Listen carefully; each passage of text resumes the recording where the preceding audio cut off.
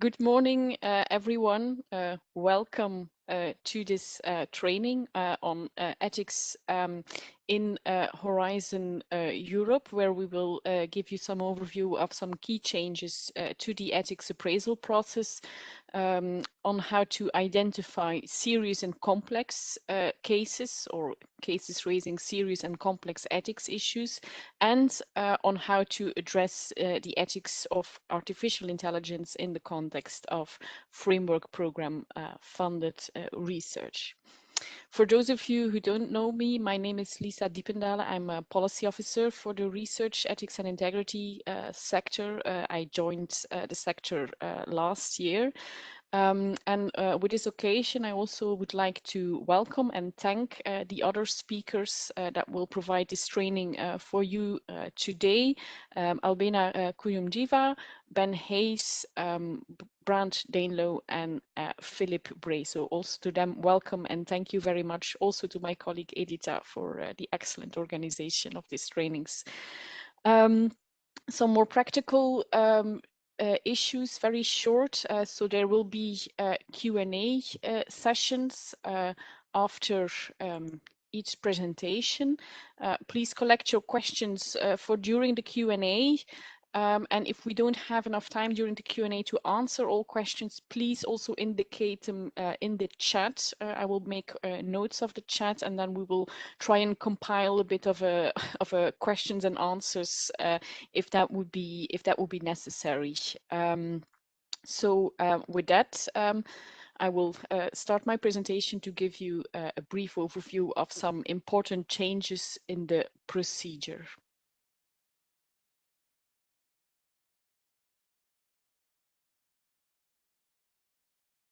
Now, what first I'm going to do is give a brief recapitulation of what the guiding principles are and the eligible activities, based, of course, on the key regulations regarding Horizon Europe.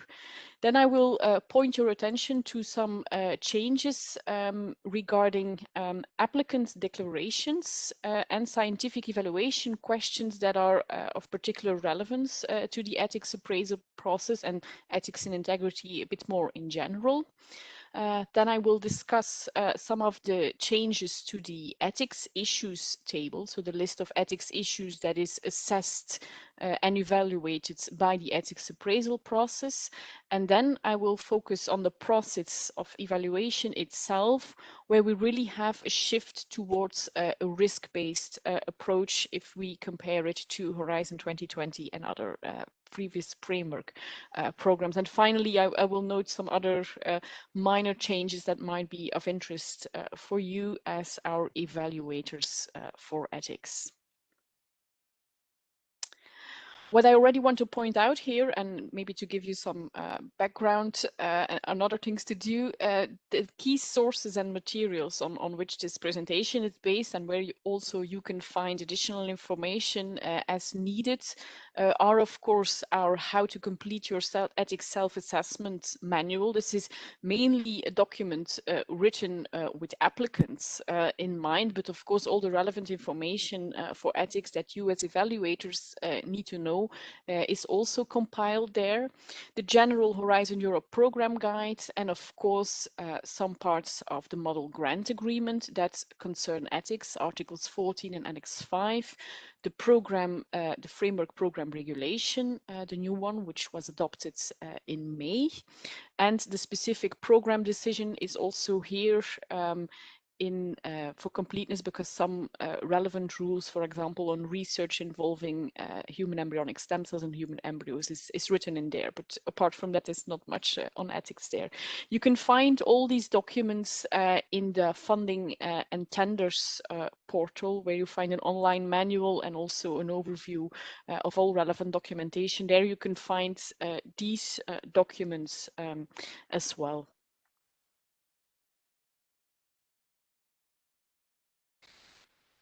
Now, as with the previous framework program, Horizon 2020, the basic regulation establishes the key principles and the key obligations which are more or less still the same. So all the activities have to comply with key ethical principles, the relevant union, national and international legislation, specifically and including, of course, the fundamental rights and European Convention on Human Rights.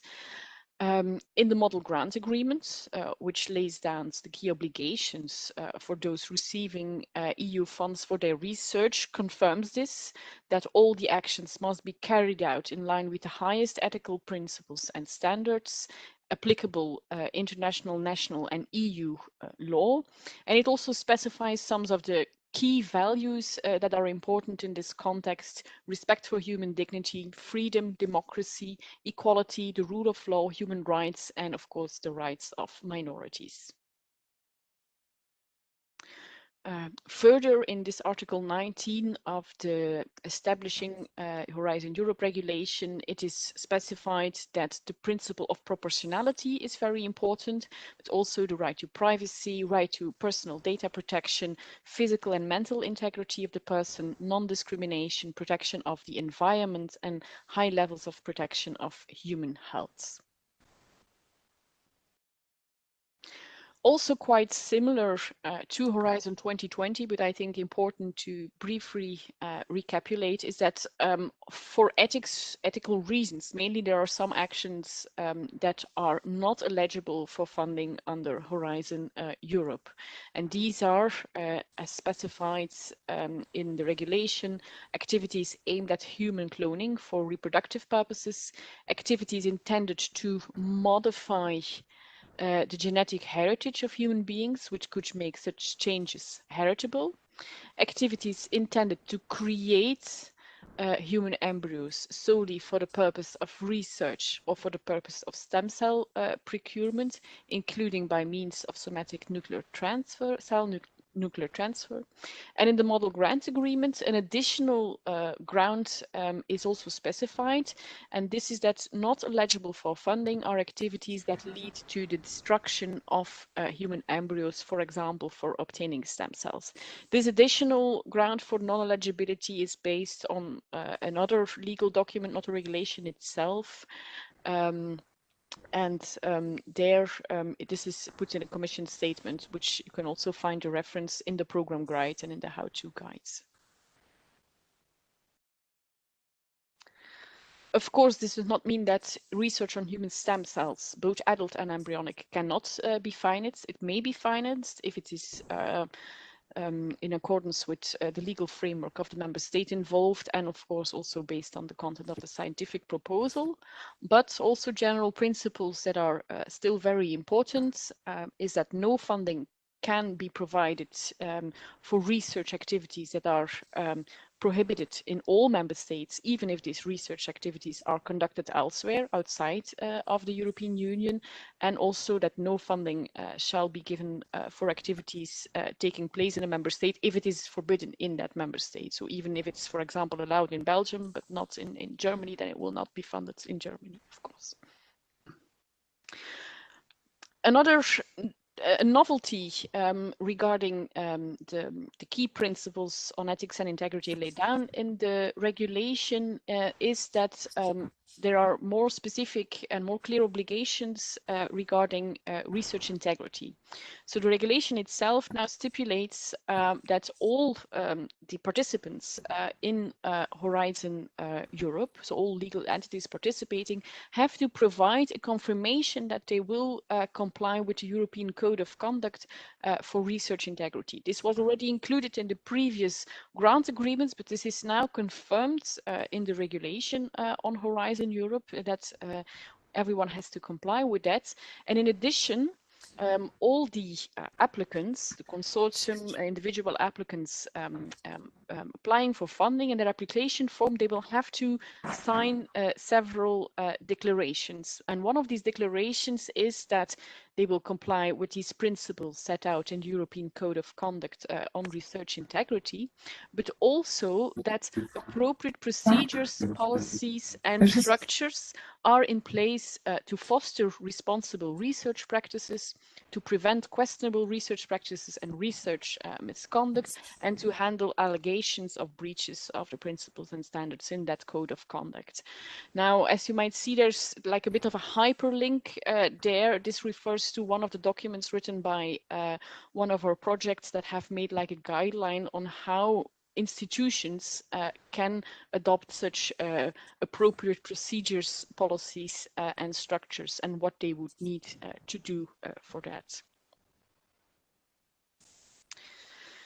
Some other declarations that are very important for ethics, particularly that are now included in this application form, are that the applicants have to confirm that none of their activities are one of the non-eligible activities, like under point 8 you see aim at human cloning, for example, and point 9 about the legality of the actions that they propose, that it's allowed in at least one EU member state. But what I want to point your attention to here is what is included under point 7. So all applicants have to declare that their proposal have an exclusive focus on civil applications, and that if the project would involve so-called dual use items, that they will comply with the relevant regulations in that regard. Now, the reason I point your attention to here is because, as you might recall, in the previous ethics issues table for Horizon 2020, two ethics issues were exclusive focus on civil application and dual use. So these were two ethics issues that were assessed in the context of the ethics appraisal, but this will no longer be the case. These are no longer on the list of the ethics issues. What you do see, however, here is under point 8, there is a new ethics issue, which is artificial intelligence. But of course, we will talk much more about this topic later today in the third part of today's training. What is, however, maintained in the ethics issues list, you see here under point 10, is what we now call a cross-cutting issue, and that is potential misuse of results. Now, there is a change here, an important change to bear in mind, which is the following.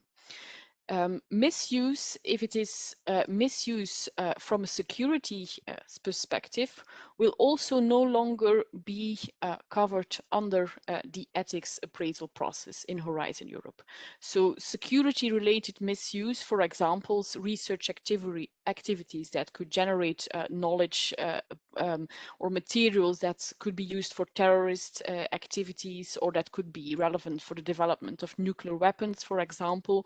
This will be dealt with under a separate assessment and a separate table in the applications form called the security issues table. So this is not something for ethics to look at. On the other hand, misuse that is not related to this specific security dimension has to be dealt with still under the ethics issues.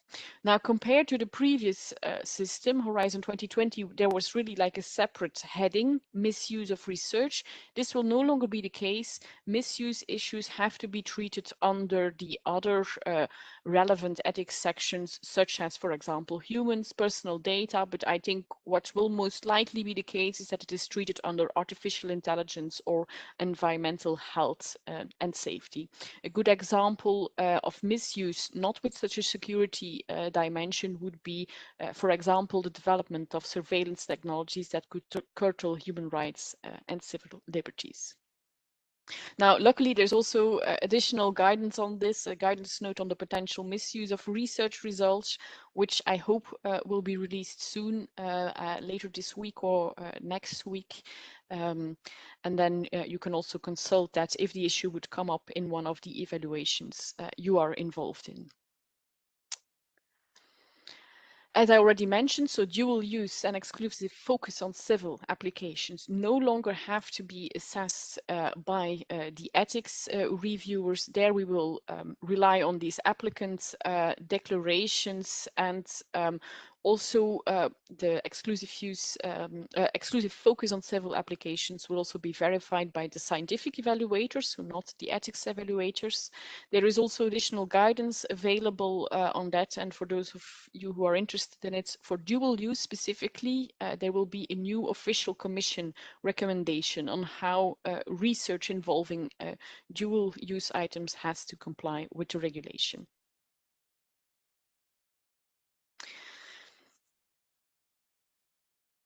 Now, so there are, in addition to these new types of declarations, which are reflected in a change in the list of ethics issues, there are also some scientific questions that will be asked to the technical evaluators that are of particular relevance for the ethics appraisal process. The first category questions, which is very similar to Horizon 2020, is regarding human embryonic stem cells and human embryos. Are they involved in the research proposal? Is their involvement necessary to achieve the scientific objectives? And for human embryos, there will be a new question whether their use in the research can result in their destruction or not, which is of course related to these eligibility criteria. Now, the answers of the scientific experts here are of course very relevant for the ethics evaluators that have to evaluate these proposals, and these questions are also asked because here these proposals go directly to ethics assessment, which is actually the most elaborate type of ethics review, as you may recall.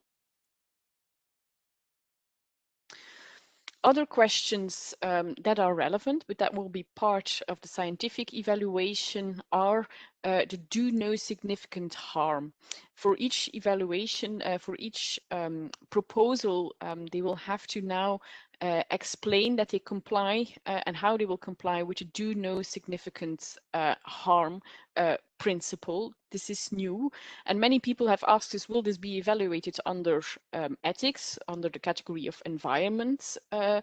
But this will not be the case. This will be evaluated by the scientific evaluators under the excellence criterion. But of course, anything that relates to do no significant harm in the context of environmental protection and climate actions, of course, can be taken into account by the ethics evaluators.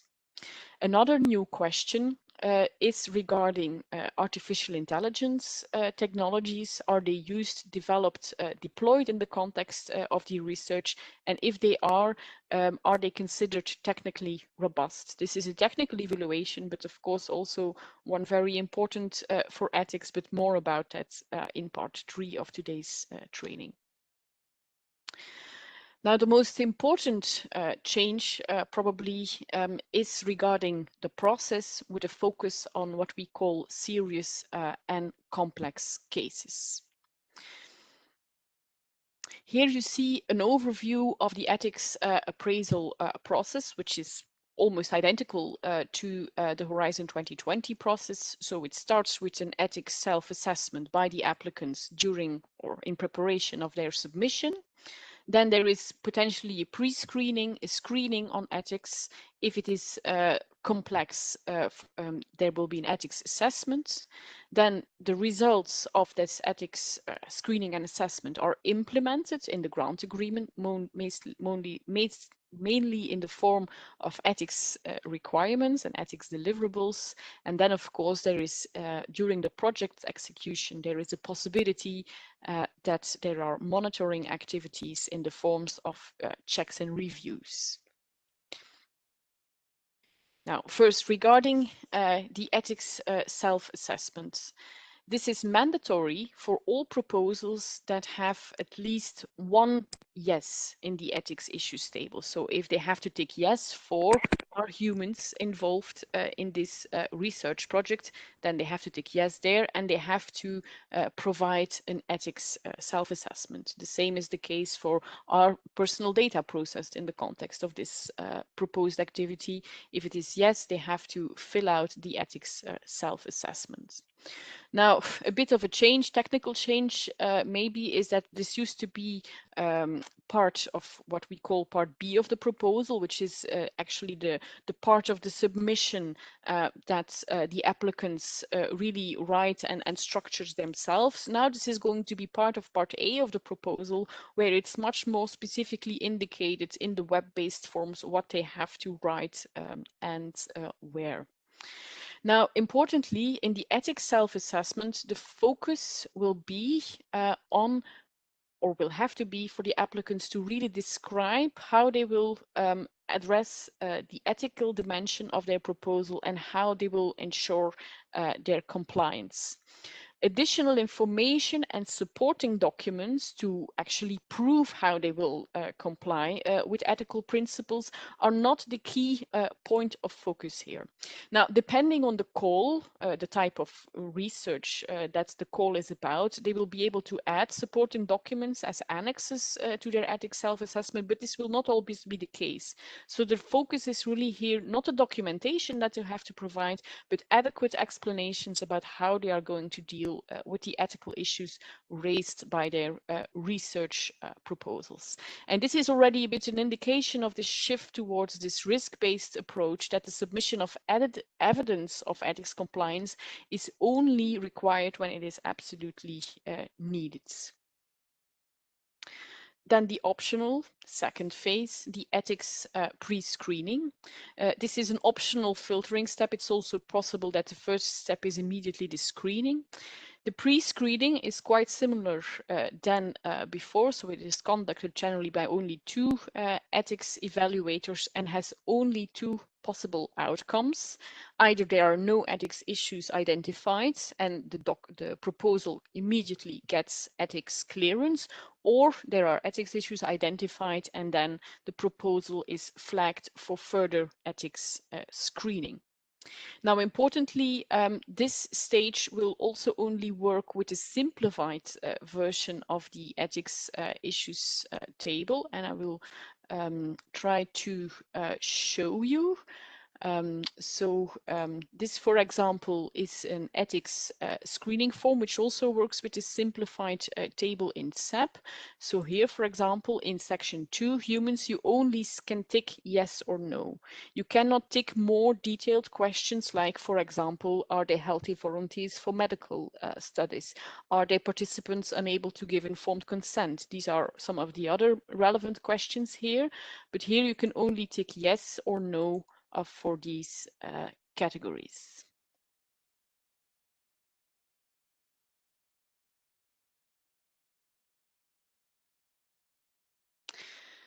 Then, of course, the ethics screening of all proposals or only of the flagged proposals is also conducted still by two ethics evaluators, also uses the simplified version, but and this is a very important change compared to Horizon 2020. The key goal of the ethics screening is not to identify ethics requirements, as used to be the case. The only key goal is to identify those proposals that raise serious and complex ethical issues that have to undergo a full ethics assessment.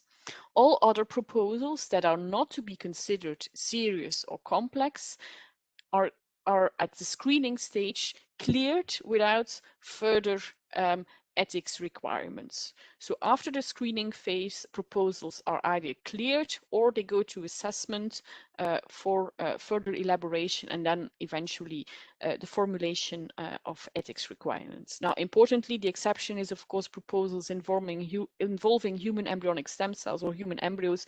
These always have to go to ethics assessment. This is mandatory.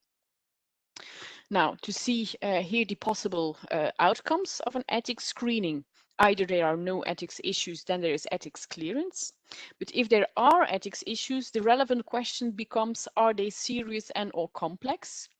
If this is not the case, then it is the beneficiary's obligation to further deal with the ethics issues in accordance with the national and European relevant legislation and principles, and no further analysis or requirements is included in the ethics summary report. So there is a full clearance. Now, one important exception to this principle is the following. It can be the case there are no serious and complex ethics issues, so there is not referred to assessment, but there can, like, one requirement be formulated, and this is to appoint an external independent ethics advisor or board. So this is the only form of conditional ethics clearance that can result from the ethics screening. And of course, if the issues are serious and complex, which we will further explain in the second part, then of course proposals can still go to ethics assessments. So here again, you see the change. Ethics issues are flagged, but no requirements are formulated at a screening stage. However, this independent ethics advisor or board can still be required, and also ethics reviews can be required, and technical reviews that check ethics issues during the implementation of the research can still be advised by the ethics panel.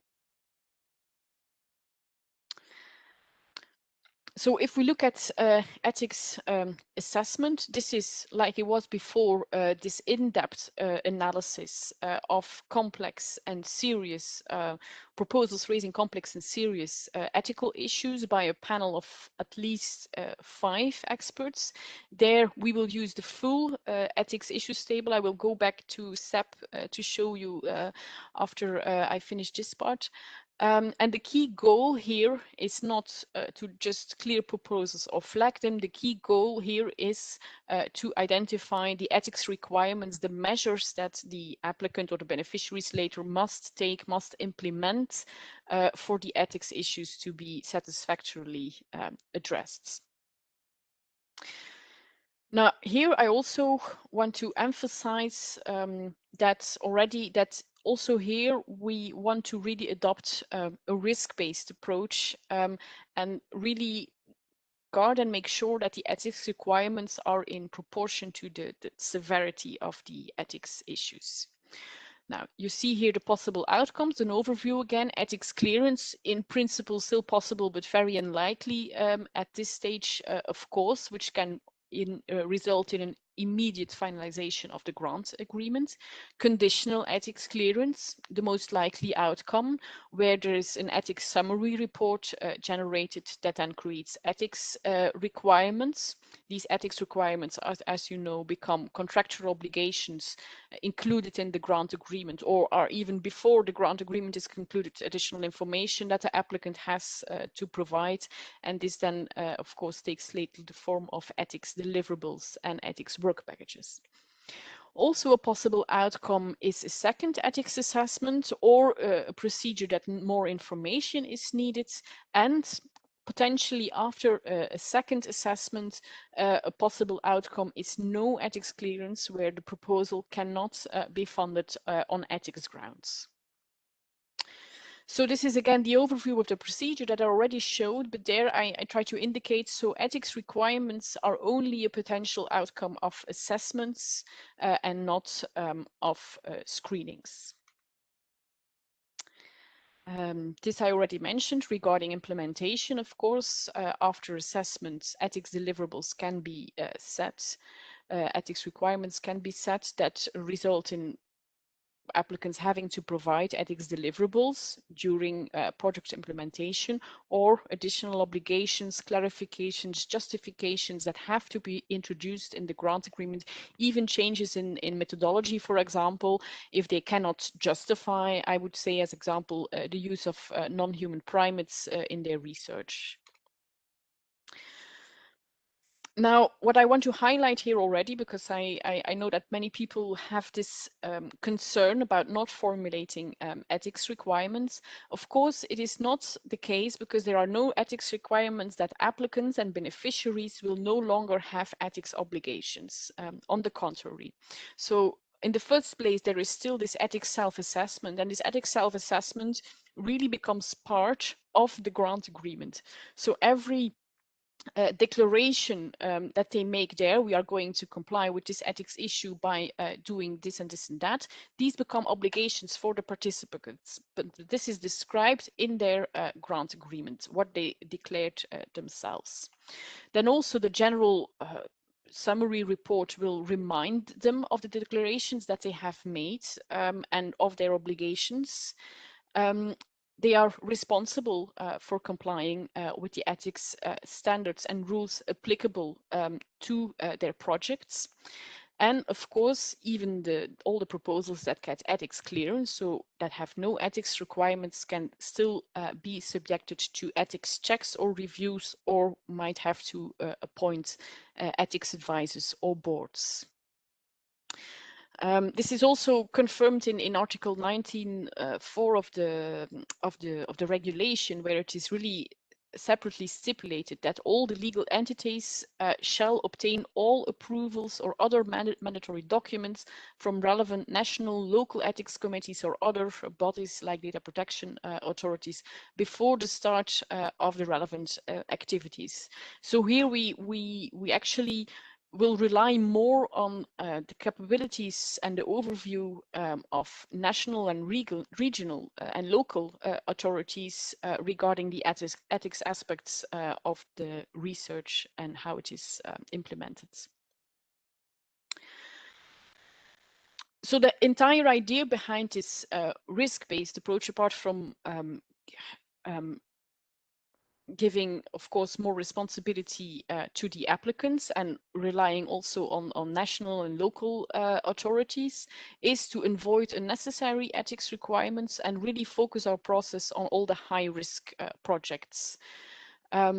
This means that also as a result of ethics assessment, the idea is that ethics requirements are not imposed and ethics supporting documents are not requested for routine activities that are very well regulated at the national level or that have very low or normal ethics risks. So this should really reduce for the applicants and beneficiaries the administrative effort, and it should only be proportionate to the risks involved.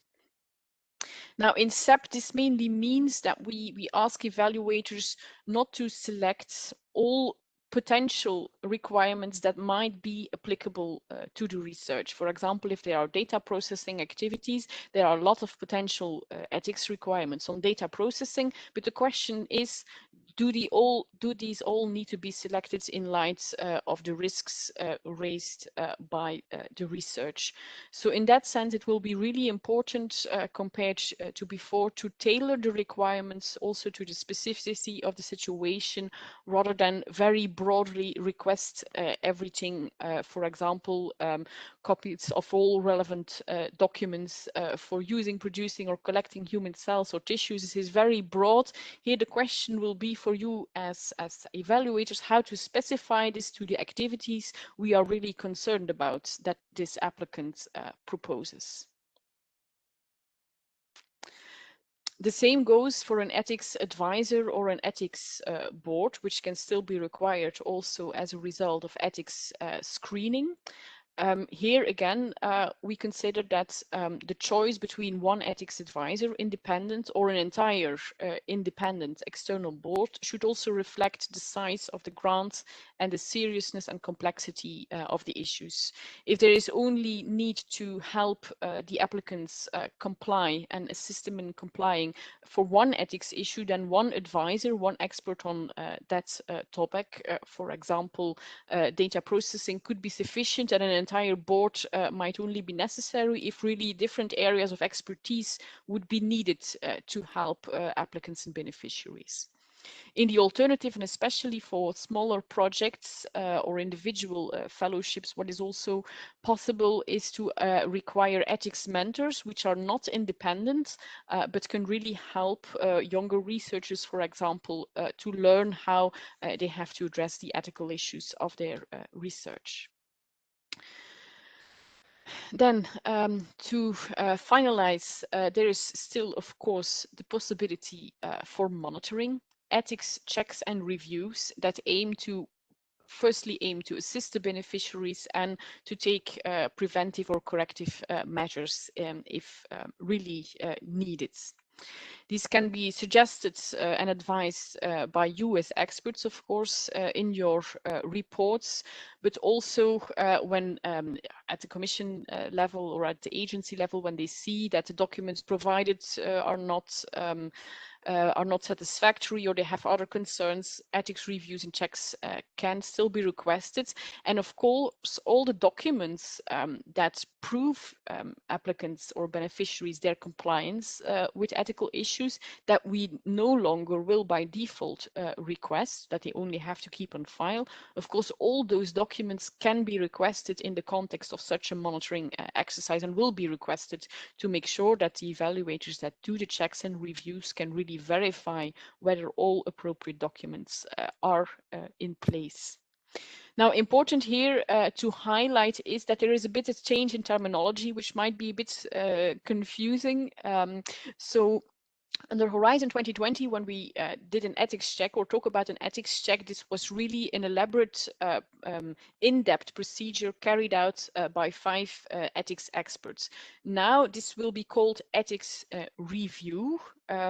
This elaborate procedure, a slightly lighter procedure, which is an internal check by the project officer or with the support of one external expert, is a check where just very briefly or more focused on one single topic, for example, some of the ethics deliverables or projects are checked. Now, here again, you will be asked to advise whether an ethics check or ethics review would be warranted for a certain proposal. Also, here, this choice should also reflect the size of the project as a whole and the seriousness and complexity of the ethics issues. One final issue that I wanted to highlight regarding the ethics issues table, an important change is that the first category used to be human embryos and fetuses. Now this is more narrow in scope. It is only human embryonic stem cells and human embryos.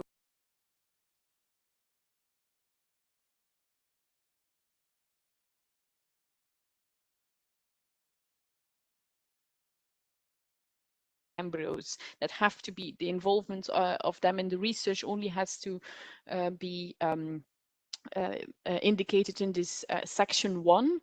The use of human fetal tissues and cells that are not human embryonic stem cells or not human embryos have been shifted to the 3rd section under the broader category of human cells and tissues. So this might be relevant if you review proposals that you notice this change there. Of course, still many additional ethics guidance is available. This is only a short overview of the long list of all the guidance documents that are referred to in the how-to manual. Also in the program guide, you can find all the updated links. 2 important new documents are the guidelines on serious and complex ethics issues, which we will discuss in part 2, and the guidelines on ethics by design for artificial intelligence, which will be discussed in part 3. Now, before I open the floor for questions, I quickly wanted to show you also some things in SEP. So this is the ethics screening form for individual evaluation, as I already mentioned. So what you can see here is the sections as you know them, with the section on AI, for example, added, where you can click yes or no. And then here, the serious and complex ethics dimension, where you will have to indicate whether a proposal is either to be cleared or has to go to an ethics assessment. Here, the external independent ethics advisor or board that you can require to be appointed, so either ethics advisor or ethics board, and then also an open text field where you can indicate the qualifications that such an expert should have, and potentially also whether or not they have to provide an additional report. And then here under point 3, finally, ethics check or review during the project. Yes for an ethics check, the lighter procedure, or yes for ethics review, the more elaborate procedure, and the possibility to indicate an appropriate timing. This is also ethics screening. And then here we have ethics assessments. As I already indicated, the ethics assessment works with a more detailed ethics issues list. So here, for example, on animals, you will have more detailed questions. Does this activity involve animals? Yes. Are they vertebrates? Yes. Are they non-human primates? Yes or no, etc. So here we still have this more elaborate table that was used before. And here, in addition to the analysis, the ethics recommendation, the ethics opinion can be added. And if you click here, conditional ethics clearance, then ethics requirements can be added just as before. So this is for the assessments. But I will stop talking now because I see already went over time quite a bit. So Albana? Good morning, everyone. Very happy to see so many familiar faces and also to see that we have new reinforcement. For those of you that know me, just want to make a small disclaimer. I'm no longer part of the ethics sector in the GRPD. In April, I joined the European Innovation Council. Still, I continue supporting the sector, and today we'll have the pleasure to discuss with you in this session the guidelines on serious and complex ethics issues for Horizon Europe funded project that we are jointly going to present with Ben Hayes. The first slide, and I want to point your attention why we created this guideline. The idea of the guideline is to support you in identifying which proposal should go for assessment, which proposal are serious and complex enough that they need specific attention to be paid by 5 ethics experts.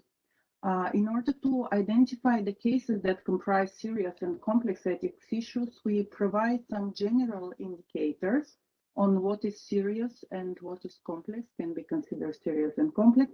And we also give particular specific indicators, examples in each of the topics and areas that are already categories that are already in the how-to, such as humans, human cells and tissues, data protection, and of course the new category of artificial intelligence. The key principle here, and this is something that already Lisa mentioned, that if we have a research proposal that operates with the standard research practices in an area with a clearly established ethics rules, ethics frameworks, and also legal frameworks, and there is also established ethics committee which is obliged to provide an ethics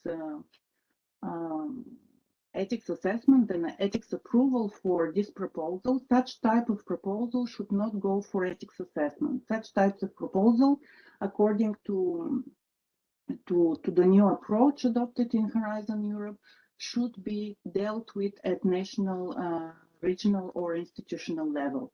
Normally, such kind of proposals will not also meet ethics advisor or ethics advisory board.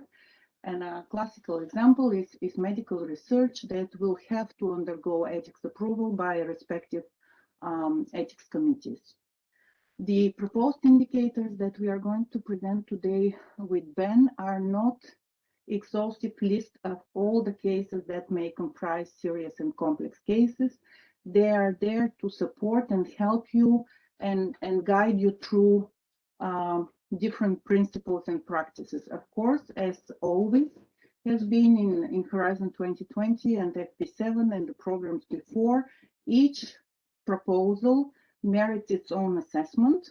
And we may have, as a result, 2 proposals that are operating in the same research domain with a very similar research question, one going for assessment and one being cleared, because of the approach that they have taken, the methodologies and the techniques used, and the ethics awareness of the applicants.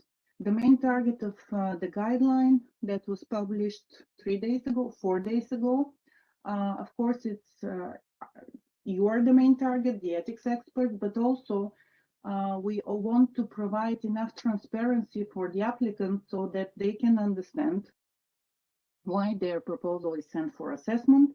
And also this document aims to also guide the understanding of the Commission colleagues and staff when they're supporting the ethics review process. There is nothing new in this guideline. The principles that are applicable, that were applicable in Horizon 2020 are the same principles that are applicable in Horizon Europe. The principle of proportionality, data protection and privacy, preservance of integrity, physical and mental integrity of human being, and etc., they remain the same. So this is a tool that will give you further support and guidance. But of course, in any case, if you identify issue that you consider serious and complex and it is not mentioned in the guidance, you have the very right as an ethics expert to send such proposal for further ethics assessment. And now I want to give the floor to Ben, who will guide you through the general approach on how we identified serious and complex ethics issues. And here I also want to mention that the guidelines are a result of a work of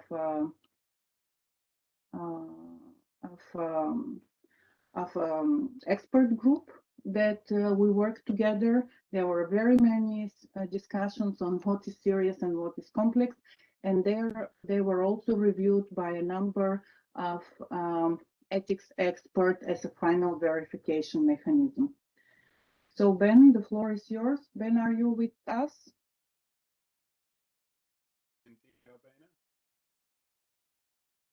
Can you speak up? Yep, can you hear me okay? I don't hear you well. Okay, I don't know about the others. Change the audio set. If you can use a microphone. How's that? Just Any better? closer. Could you try once again?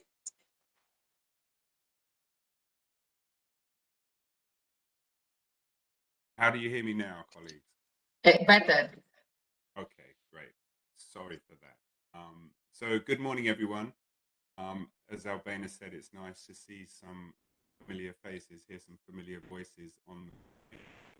I'm just going to talk about the general approach initially. I know there's a lot of concern from the questions that were raised in the last session about the changes to the ethics framework. I just want to start by assuring people that what we've done with the serious and complex ethics issues guidance is, use the existing self-assessment and ethics framework as a point of departure, and there's no change to the types of ethics issues that are in scope, except those outlined by Lisa earlier. So that's the exclusion of dual use and civil military assessment. So as before, Albana, I think you've gone on one slide too many. Perhaps you could. Sorry. That's quite all right. So as before, ethics issues may arise whenever the research involved human participants or their cells and tissues, personal data, animals, methods, materials, or experiments that could harm persons or the environment, and again, the potential misuse of new technologies. Excuse me, Ben, we can't hear you. Can you please approach the micro, because the sound is very, very poor. Thank you. Okay, let me just reconfigure my desk here. Is that getting any better for you, colleagues? Not really. Not really. Yeah, not much. How about now? I don't even know if this microphone is plugged in. Bear with me. Much better. Yeah, that's much better. Much better, Ben. Okay, good. Apologies for that. It worked well in the rehearsal, but as you can see, I've just moved house, so things were a little chaotic. So, sorry, previous slide, Albana. I was just going to say that as before, there is the same focus on location-based risks to researchers and research participants. And as before, there is a strong focus on research taking place outside the EU, where, as we all know, there is a risk of lower ethics standards or oversight. So what constitutes serious and complex cases? That will ultimately be for you to decide. As Albana said, what we've tried to do here is provide criteria and example issues that should help. Obviously, this is necessarily subjective, but suffice to say that during the production of this guidance, we had some quite intense ethical and philosophical debates. So beginning with what might constitute seriousness. Next slide, please. Thank you. So ethics issues may be serious when the proposed research has the potential to violate fundamental rights or freedoms or EU values. I think it's important to clarify that a violation of a fundamental right is not the same as an interference with a fundamental right. A violation would breach EU and international human rights law, whereas some interference may be permitted in certain contexts, so security, public safety, health emergencies, etc., and we need to keep that in mind. Ethics issues may be serious when the research has the potential to result in significant harm. Here, the emphasis is on significant. As we know, everything has the potential to cause harm depending on how it is used, and we have to assume that basic risks will be managed by the researchers and focus on significant risks of harm. Finally, the European Code of Conduct on Research Integrity is cited here. We have had cases, many of you will be familiar with these, where proposals have passed scientific evaluation, but the underlying motivations or methods used by the researchers have been called into question by ethics experts, and these could continue to constitute serious cases. Next slide, please, Albana. So complexity. Some of these are fairly self-evident, but you know, cases may be complex when particularly complex methods or technologies are used, including those which are untested. This doesn't mean that all novel research methods are automatically seen as complex and should be sent for assessment. Just again, you know, those that pose a significant risk of harm.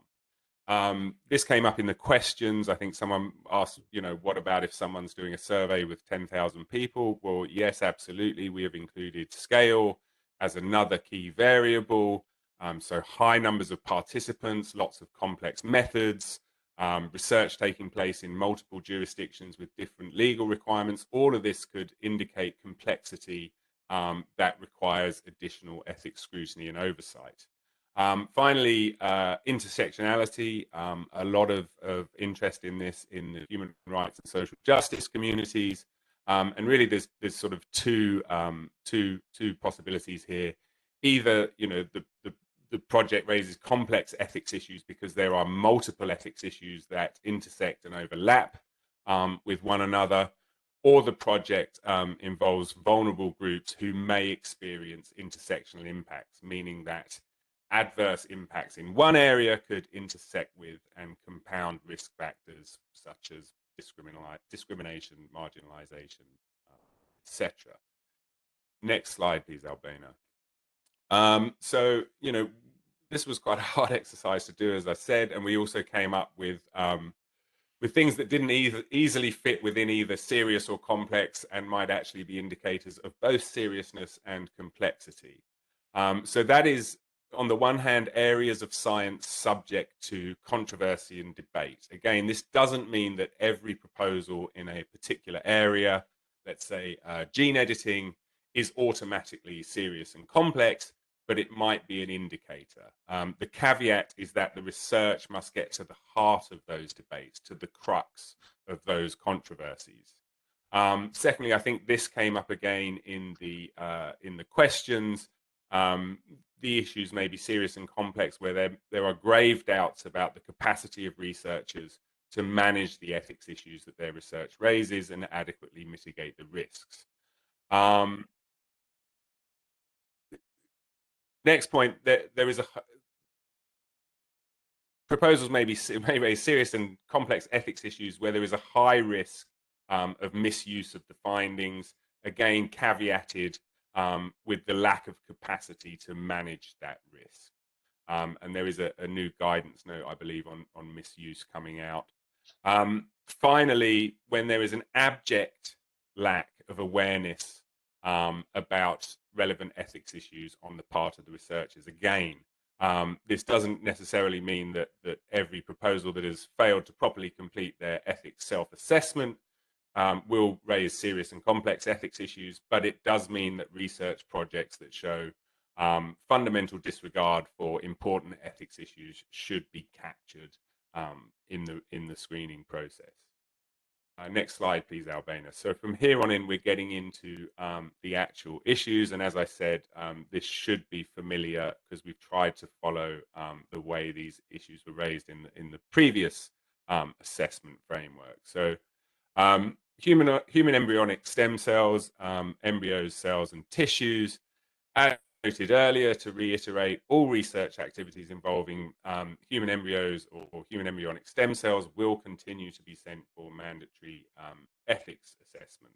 Serious and complex ethics issues may further arise when cells and tissues are collected from vulnerable groups. So we've given examples including children, unconscious patients, those who lack capacity to consent, prison populations, etc. Cells that are collected from fetal or embryonic tissue, organoid research concerned with neurological conditions or applications, and research concerned with synthetic or artificial reproductive cells and organs. Again, this is an exhaustive list, and this was drafted by colleagues with relevant expertise, not myself. Next slide, please, Albana. So the next set of slides, actually, and set of issues draw on existing guidance related to humans, again, building on the self-assessment framework, contemporary concerns among medical ethics communities, and the social science and ethics guidance note.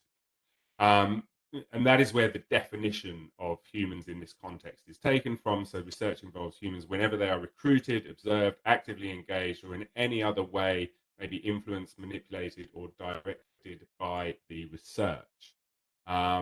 Just to reiterate, we have a general criteria here on research that has the potential to result in significant harm. You can imagine the kinds of debates that this caused us and will cause, how much harm is acceptable, how much pain is acceptable.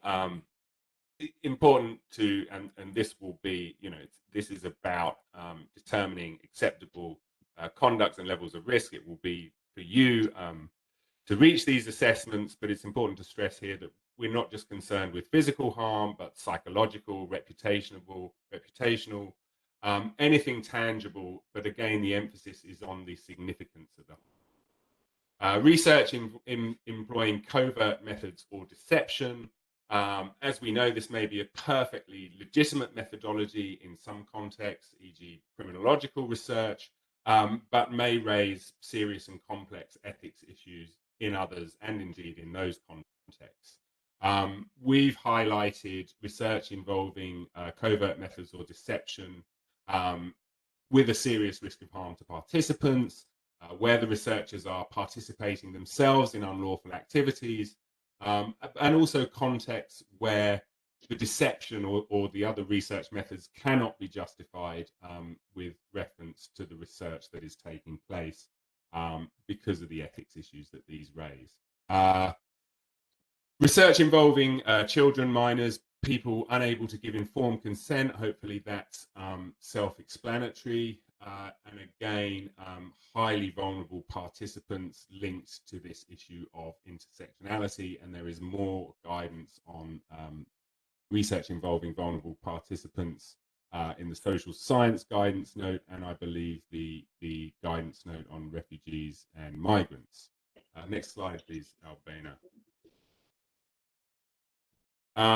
This is another set of medical and clinical scenarios.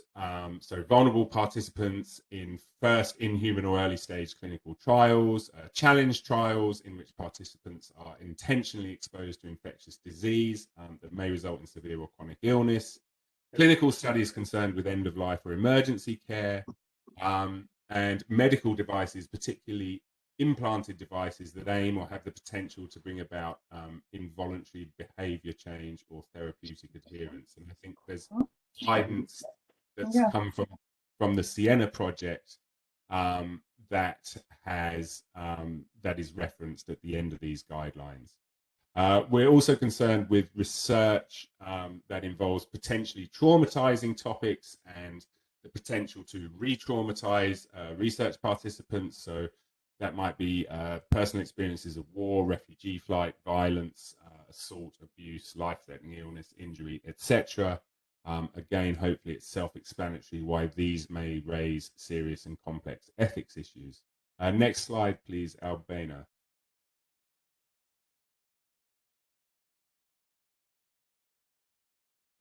So two more biomedical issues where research aims to improve human performance by interventions in or on the human body. This is also known as human enhancement, and untested forms of human bioengineering, human machine integration, or human animal chimeras.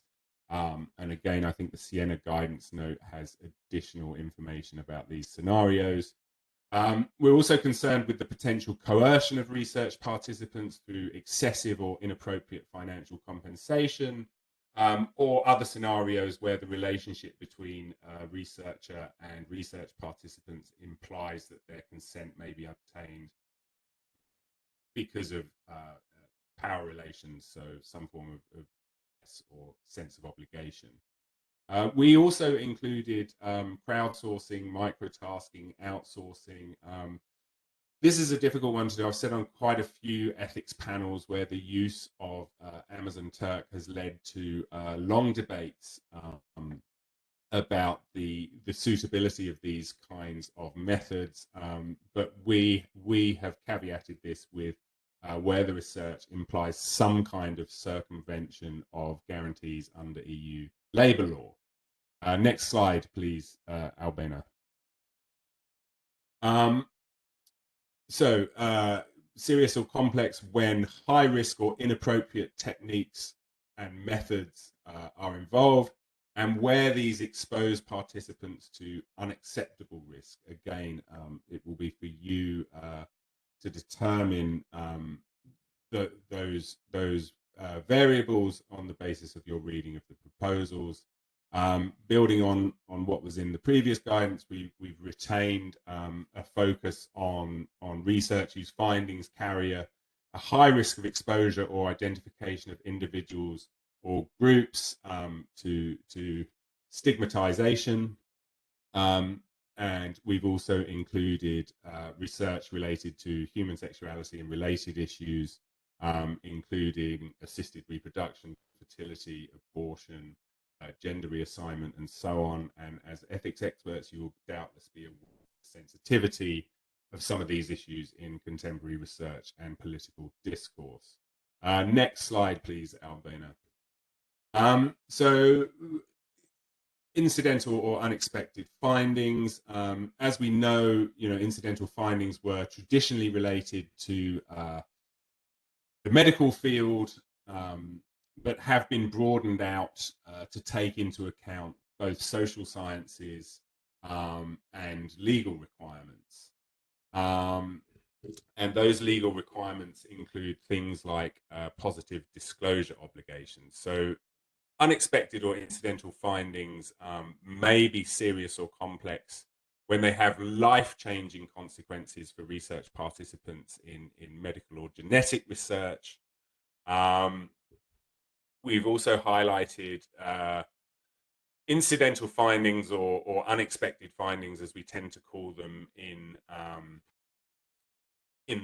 the social science context, where researchers may need to intervene to safeguard the well-being of research participants.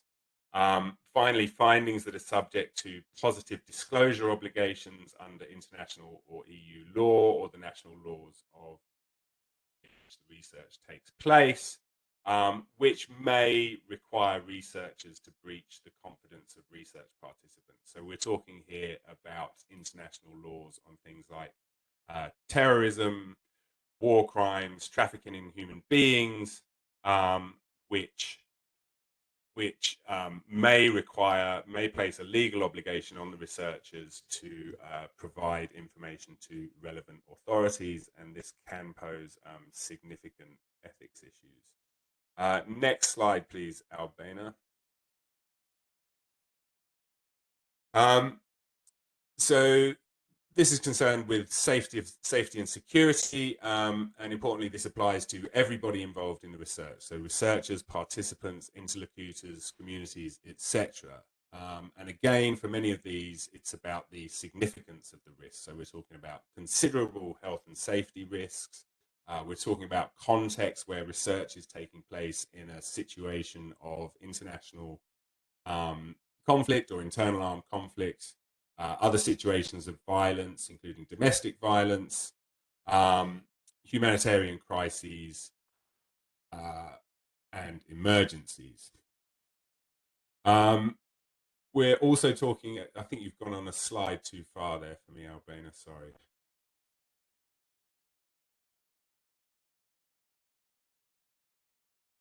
Sorry. That's quite all right, thank you.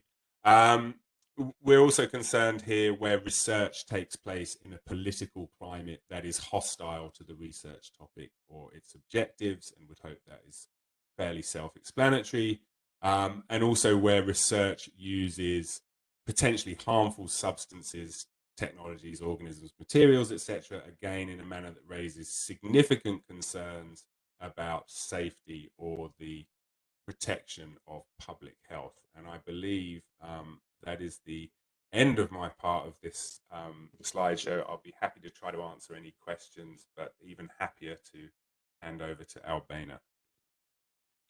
Yes, thanks a lot, Ben. I saw that there were a lot of discussions already in the chat. Couldn't see all of them. We will answer your questions in the chat, and after the end of the presentation, I want to go through the reminder of the categories, with the next one being animal and environment. What we have to pay attention here, if we look at the categories, we are emphasizing on significant and irreversible harm to the environment, flora, and fauna.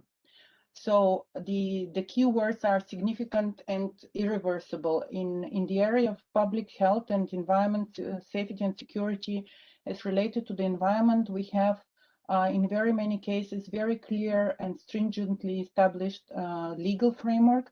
We also have approvals for the safety of the laboratory. So when a research takes place and you're evaluating if such research proposal should go for assessment or it can be cleared out, you also have to take into consideration if the research results are potentially have significant and irreversible risk to cause harm to the environment, flora, and fauna. The next category is experimentation on animals that enjoy particular protection, and this category is old as the world. Here, of course, we refer to non-human primates, to animals living in the wild and endangered species. And of course, the caveat is that there should be no clear benefit to the species or habitat. Normally, such kind of research was traditionally sent for assessment in Horizon 2020, and the trend, I suppose, will continue. A very important one, a new aspect when we are talking about animal bioengineering. In the category of humans, we had human enhancement. Here we are talking about bioengineering, animal-machine integration, or chimerism.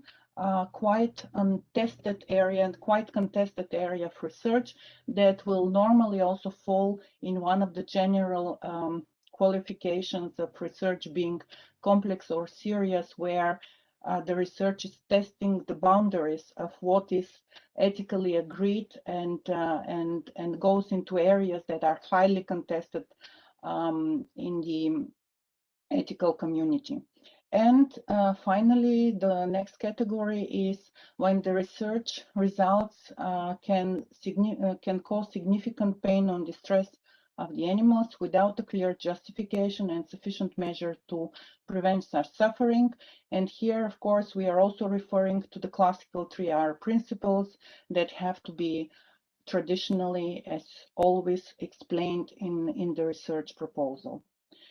The next category is research in non-EU countries, and it is extremely important here to take all the needed steps to avoid ethics dumping and to ensure that the proposed research is not taking advantage of the differences and standards and absence of legislative protection in different areas. Classical examples here is research on non-human primates conducted in territories where such research is less regulated, or also collection and processing of highly sensitive data in domains where data protection is not as stringent as in the European Union. Research that seeks to explore scarce or protected local resources without envisaging any benefit sharing community consent or appropriate permissions from the relevant local authorities is also example of serious and or complex cases. Normally, it will also have other aspects that may cause concern. And we go to the next category, that is research that takes place where the subject matter of the research is likely to be perceived as highly controversial for the local community, and especially those working in social sciences. We have seen a lot of projects in Horizon 2020 that aim to research sexual preferences or even reproductive health questions and etc. that are highly controversial for the local community, and this has not been taken into consideration by the researcher. What is extremely important is that when research takes place in a third country, that the researcher is seeking the community assent obtained through a recognized local structure, and looking for local approvals if such are existing. When we are talking about recognized local structure, we can also we should look at what the trust code, the global code of conduct for resource poor setting is saying, and sometimes the recognized local structure can be the community of elderly if we are talking about tribes, for example. It is extremely important to also note that the ethics approval from a university structure in the European Union does not have a global effect. So when research takes place in a third country, the local ethics approval of this country should be sought. It can sometimes the local ethics committees does not exist, but yet the notification that such research will take place and the agreement of the relevant national or local structure for this research to take place should be factored in the proposal. Research that involves the risk of stigmatization, discrimination, or even possibly of self-incrimination, and here we are referring not only to the participants, but also the investigators, the interlocutors or communities or other stakeholders involved, I'm sorry, is also a point that should be considered when we are defining if the proposal constitutes serious or complex ethics issues. And finally, the involvement of the indigenous population on vulnerable minority groups and the impact of such groups should be taken into consideration, and we have to ensure that the researchers are taking account of the local context, vulnerability, and core beliefs or value systems. We cannot go and apply our value and core belief systems to a population that differs from us simply because we are coming from the European Union. So this these peculiarities of the local context should always be taken into consideration. Personal data is a standard category that became very popular, especially after the entry into force in GDPR. And since then, we have had a surge of ethics requirements related to data protection. A brief reminder that when we are talking about processing of personal data in the ethics review process, we are not doing a legal compliance. We are looking at the possible ethics risks that derive from the data processing. And therefore, a serious or complex ethics issues will constitute a project that potentially aims to process large-scale of special categories of data or data related to criminal convictions and offenses will pose significant risk to the rights and freedoms of the research participants. So it's not enough that we have a large scale of collection of special categories of data, but this processing should pose a significant risk. The second category is related to the involvement of covert observation and deception, one category that was already also discussed under the category of humans. But here we have a the peculiarity of this category is that during this covert observation on deception, the researcher also collects sensitive or special categories of data. And this is related very much to the next one, where data is collected without the knowledge of the data subject. And for this collection of data and for this processing, the data subject may have legitimate objection. Basically, these are two situations where the data subjects are unaware that personal data about them is collected by the research. And they may reasonably object this data to be processed for research purposes. We have to acknowledge that the principle of transparency, accountability, lawfulness, and data protection by default and by design always apply irrespectively of the type of research that is conducted. The next category of data processing that may lead to assessing the application as serious or complex is when the data processing may lead to significant risk of breaching confidentiality or privacy of the data subject, and then this data subject may be exposed to even physical and safety risks, loss of business or employment opportunities, humiliation or damage to their reputation. Sometimes the pure selection of decision on where the data will be stored can prevent significant physical risks for the data subject, especially when research contains highly sensitive data about, for example, political beliefs. If the research is done in a country where some democratic principles are questionable, or data related to religion belief and minority groups, and etc.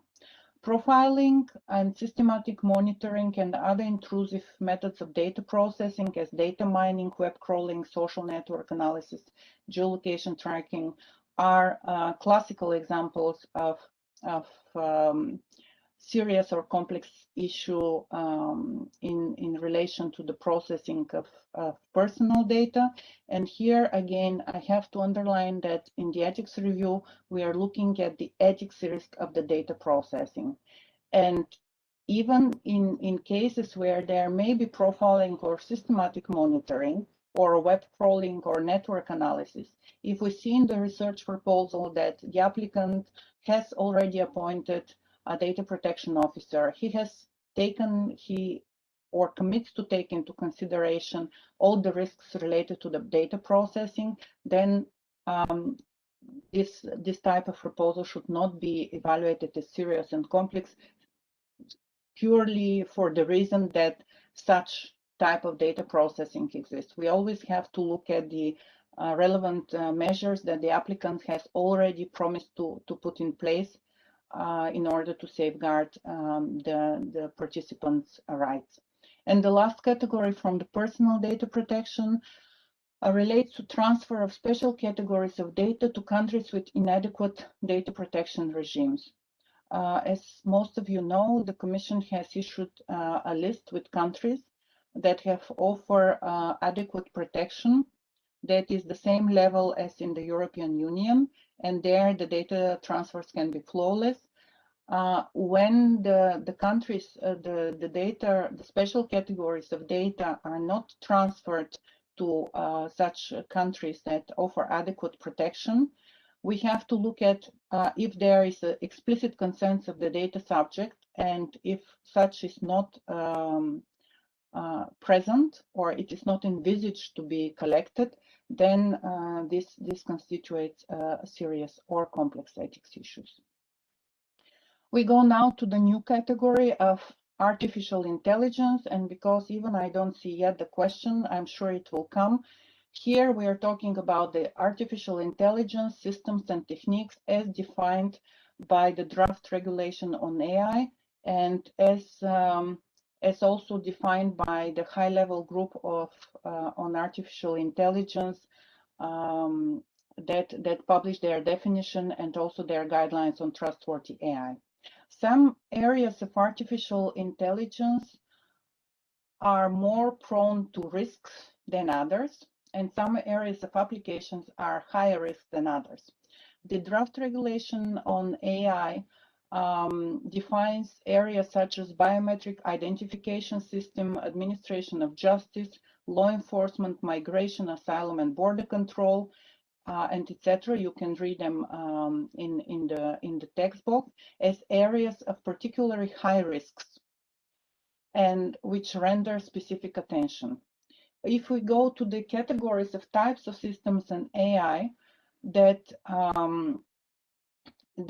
can comprise serious or complex ethics issues, there we see the classical category of surveillance technology that is not necessary or proportionally in a democratic society.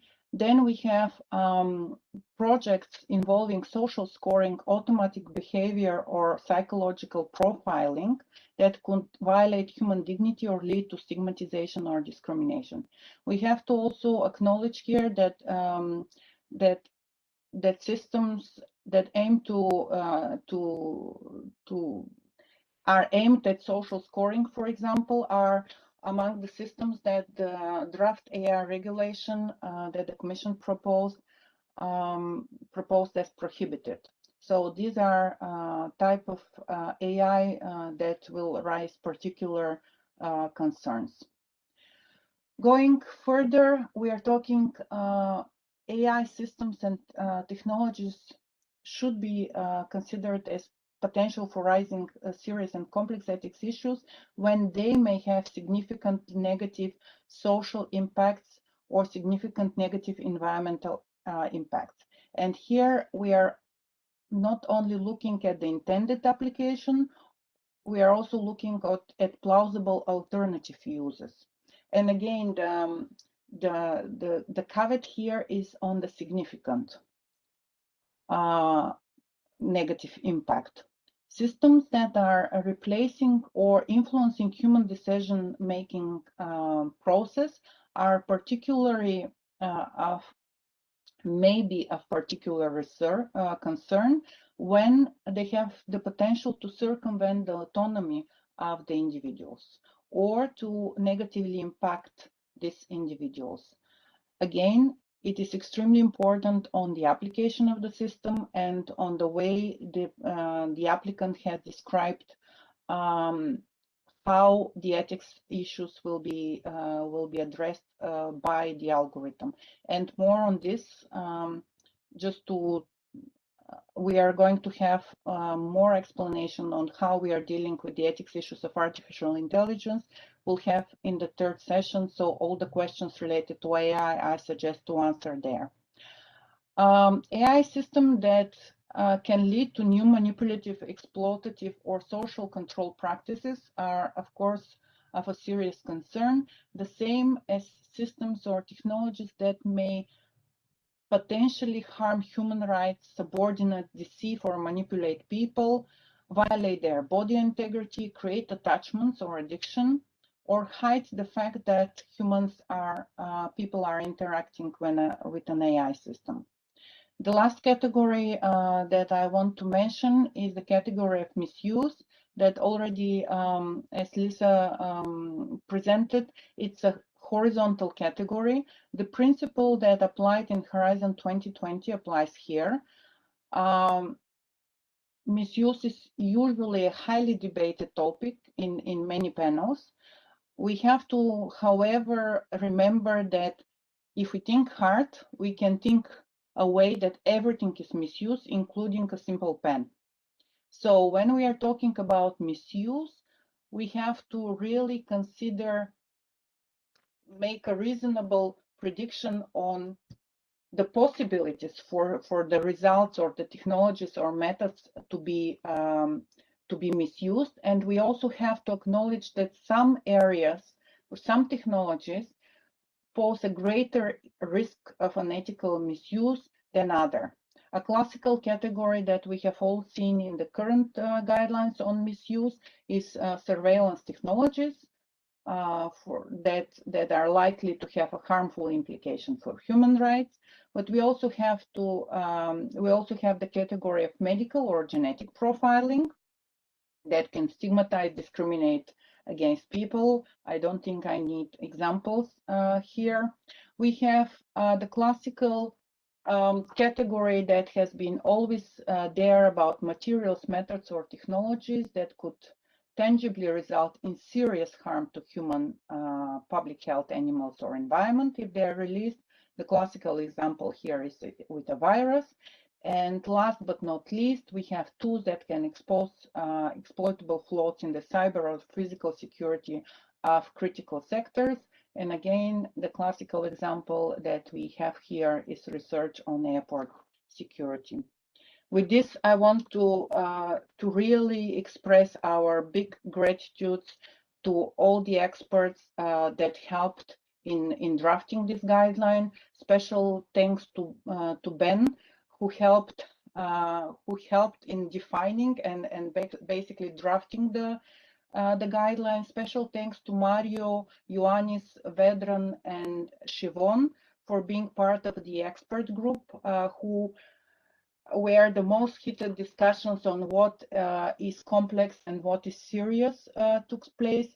And a very special thanks to our reviewers, Jacques, Edward, Jan Hendrik, James, Vasiliki, and Doris, for having a second, third, and fifth look at what we have drafted and giving very valuable proposals.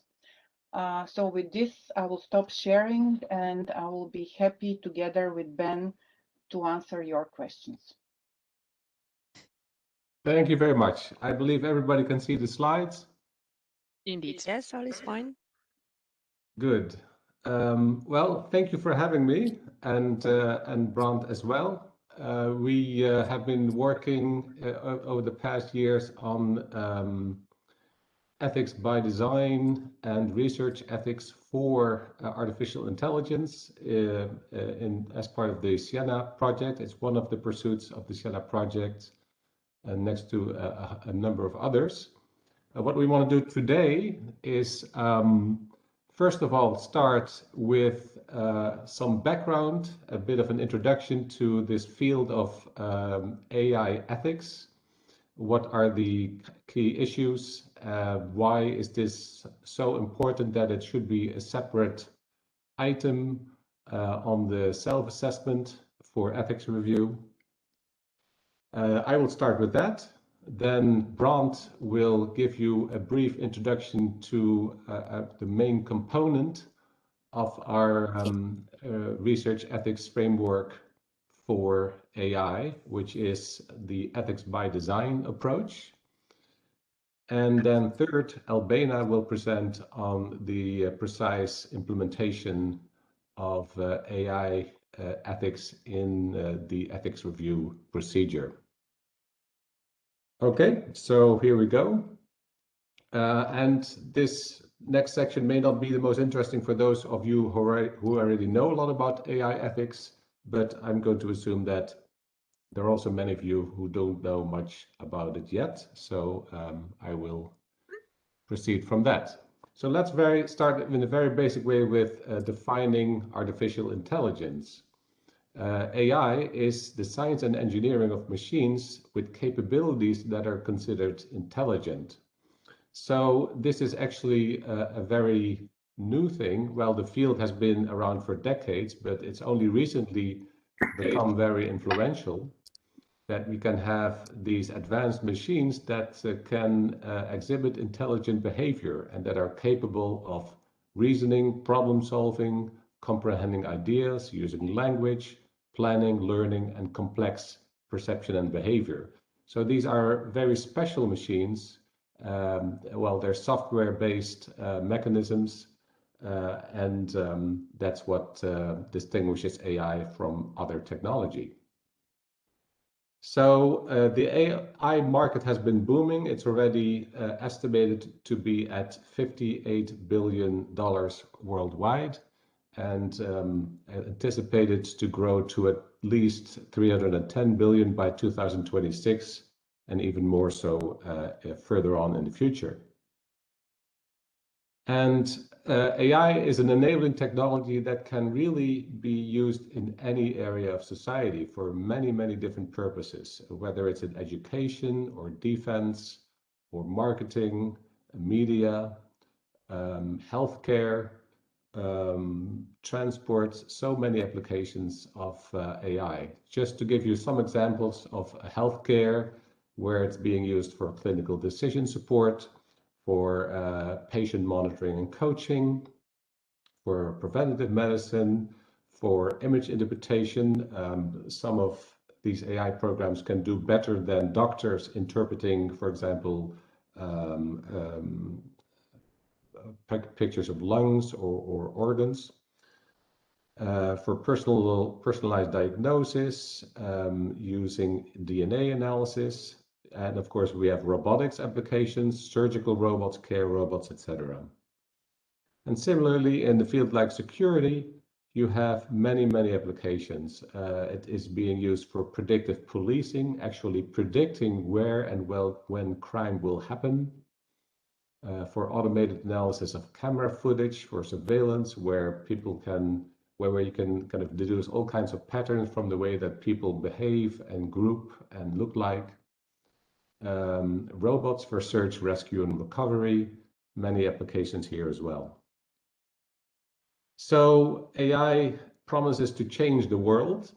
It's a major enabling technology, and as such, it's expected to have major benefits. So some of the things that AI is particularly expected to be helpful in is that it's very good at efficient data analysis. It can do massive data analysis in seconds.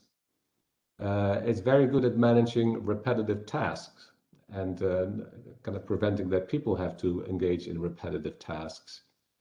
It can provide digital support and assistance to people. It can be very good at reducing human error. It can make some decisions faster than humans can. For example, if there's an accident when you're driving, when there's a risk for an accident, then AI can often respond faster than human drivers can. It's also going to be available 24/7. So even when humans are asleep, the AI services can still run.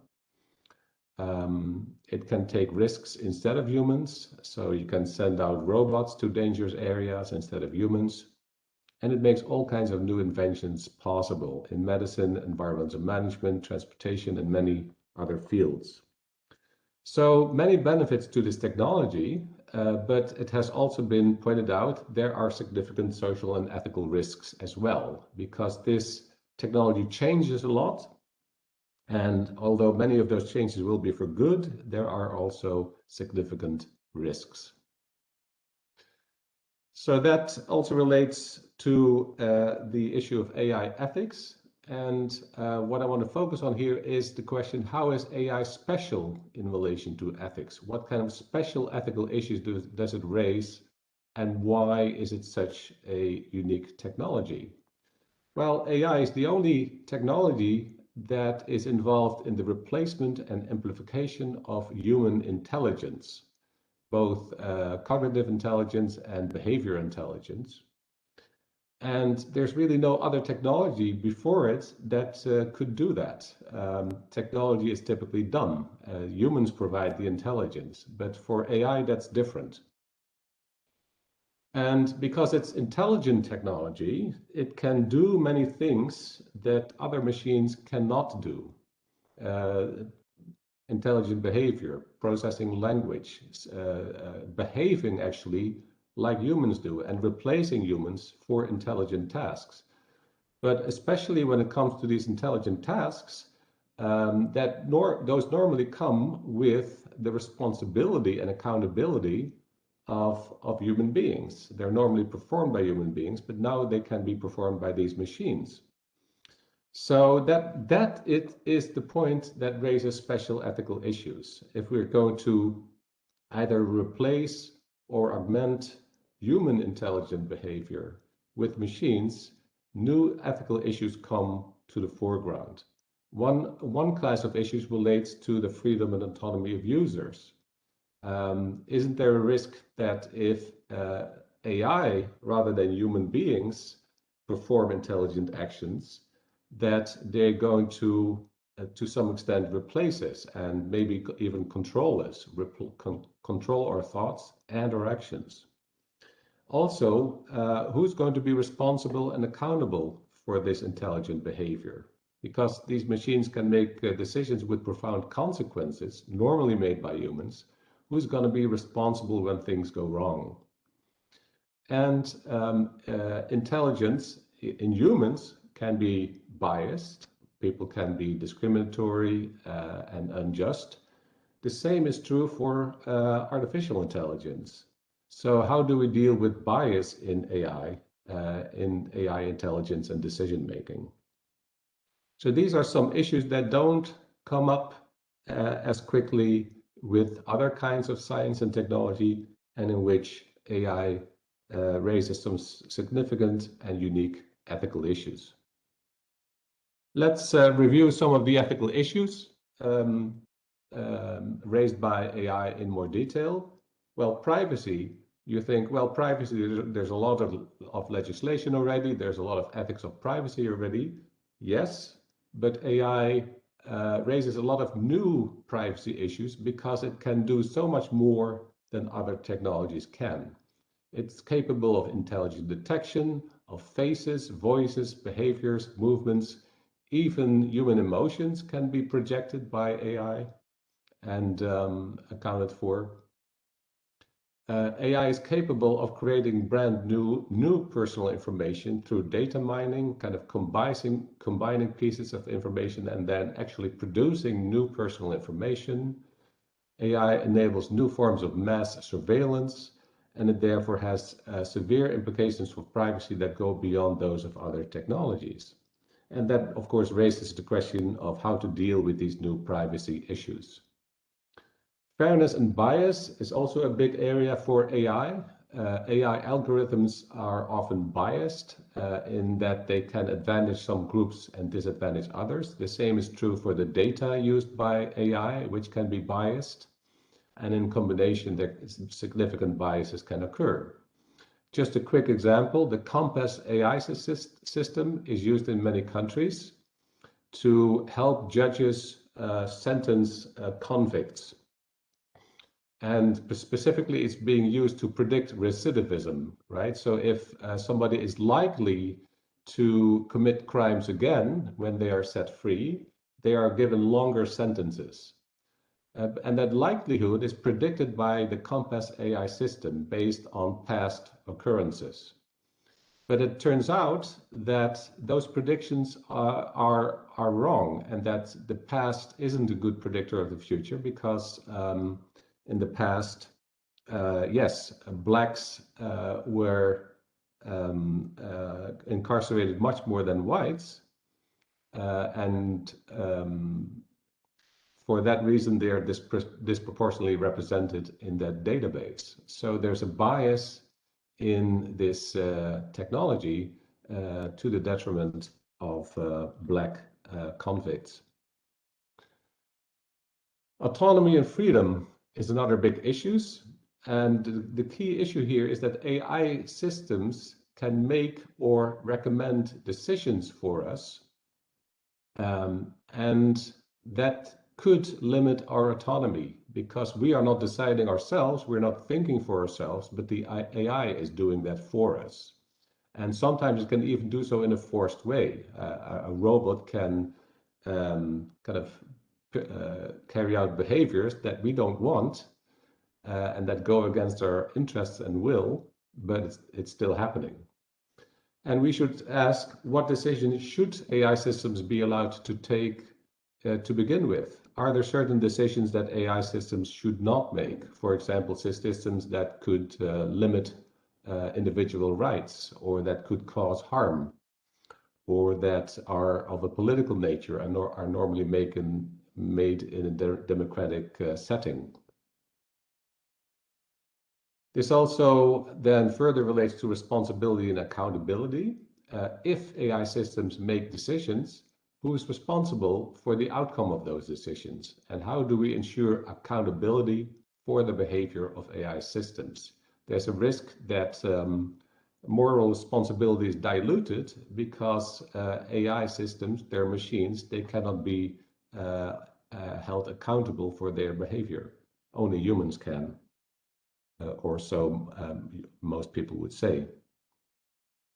Transparency is a special ethical issue for AI, in that the AI is a very opaque technology. We often don't understand why an AI system is deciding and behaving the way it is. And sometimes it is even inherently difficult, even after careful analysis of the system by people who have developed it even, to understand why the system behaves as it does. But what are the implications of such opacity, and how can we build AI that's transparent and explainable so that people understand and can predict even how the system behaves? And finally, there's a big issue of democracy, because we've seen that a lot of AI is being used in ways that can harm democracy. It has been involved in the creation of filter bubbles, fake news, political advertising that is privacy invasive in the way it uses data analytics. So here are also potential risks. So the big question, of course, is how do we deal with these social and ethical issues? The approach of the European Union is very clear. The EU wants to distinguish itself from the United States and China by developing ethical and trustworthy AI, as opposed to leaving AI to the market or subjecting it to anti-democratic and illiberal government control.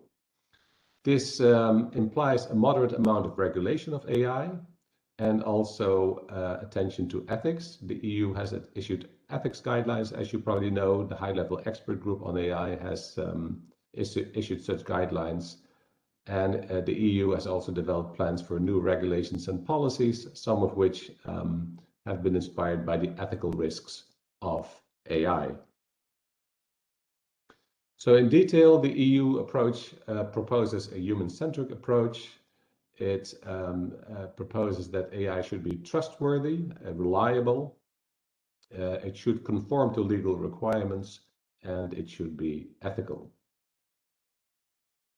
And the high-level expert group has proposed that ethical AI meets 7 requirements, those of human agency and oversight, technical robustness and safety, privacy and data governance, transparency, diversity, non-discrimination and fairness, environmental and societal well-being, and accountability.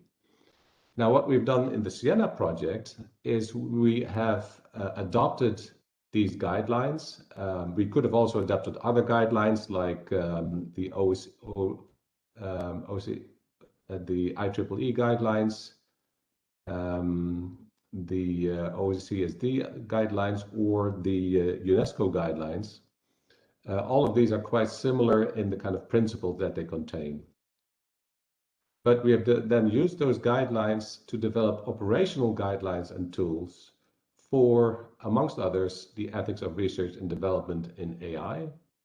And as an outcome of this, we have then developed a research ethics framework also for Horizon and an ethics by design approach that's part of that. Ethics by design is our next topic, and Brandt will take over from here. Brandt? Thank you very much, Philip. Yes, so I'm going to discuss ethics by design, which is the methodology, well, the approach that we've laid out for people building out Horizon Europe applications, which operationalizes the values and the principles that Philip's just outlined. Your microphone probably doesn't work. Are we having trouble with my microphone? Yes, Brandt, if you could It's soft. Just try. Is that better now? Yes? No? Can you Yes. hear me okay? Yes, that's better now, Brad. now it's perfect. Okay. All right. So if we can have the next slide, please. So ethics by design is an example of the values by design approach, the most famous of which is privacy by design. The aim of these approaches is to build ethical or other concerns into the development process itself. So as it says, it's not a methodology, it's an approach, and it's been specifically designed by us to be applicable to any particular design methodology or development methodology that a computer developer is using. So we've taken the values, the principles that Philip's outlined, things like transparency, the need for understandability as to why an AI has made the decisions that it's made and so on.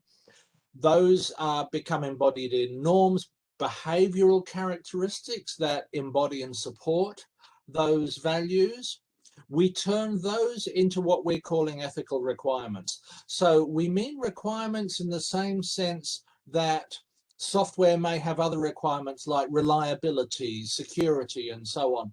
So what we're doing is we are describing in very, very broad terms the sorts of characteristics that an artificial intelligence system should have or things that it shouldn't have.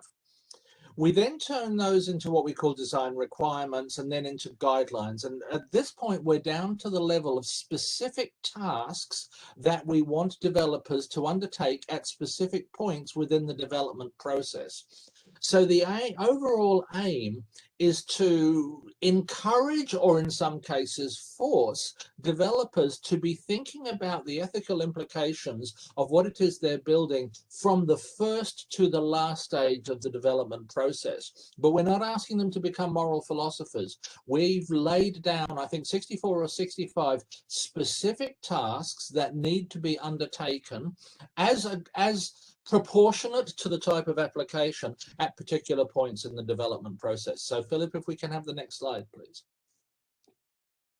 So the main principles that we've developed, these are drawn from the high-level expert group and other sources and so on, are a respect for human agency. So this is a generic cover term for key human concepts like autonomy, freedom, dignity, and so on, that an AI should not violate any of these.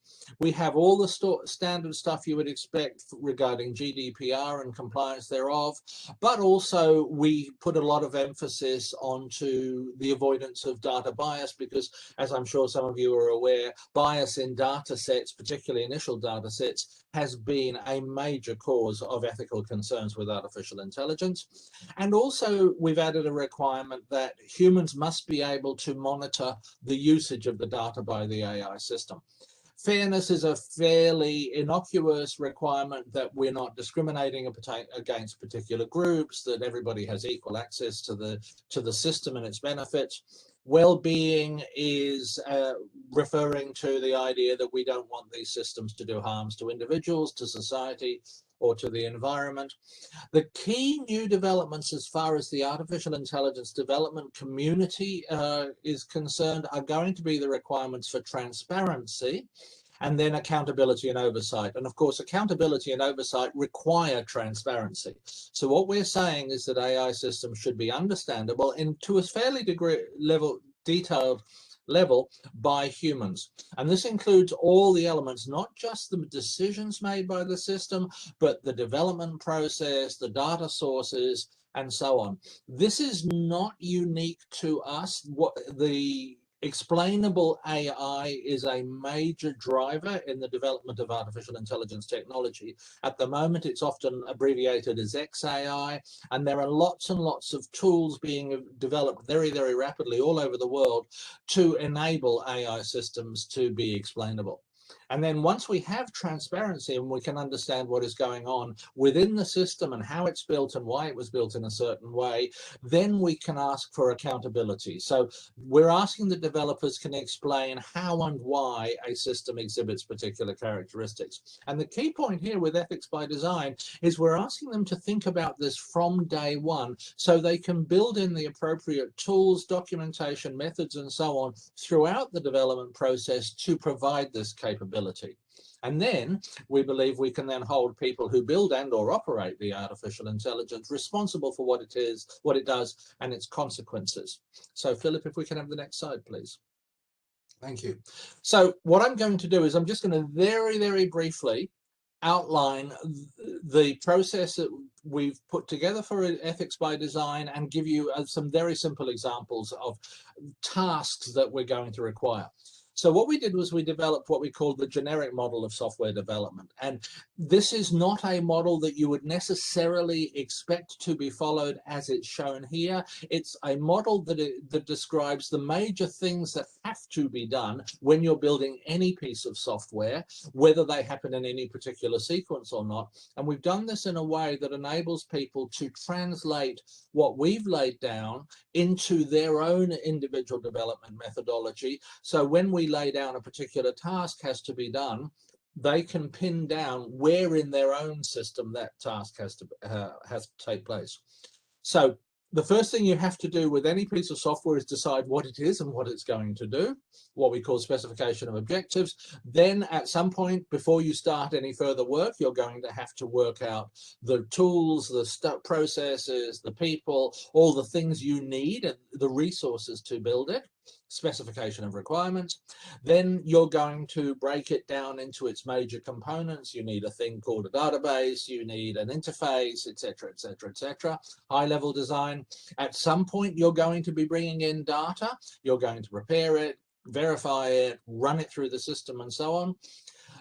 You are going to be cutting code at some point, detailed design and development, and then we hope, and in an ideal world, of course, you should test it at the end to make sure it's doing what you wanted. Thank you, Philip.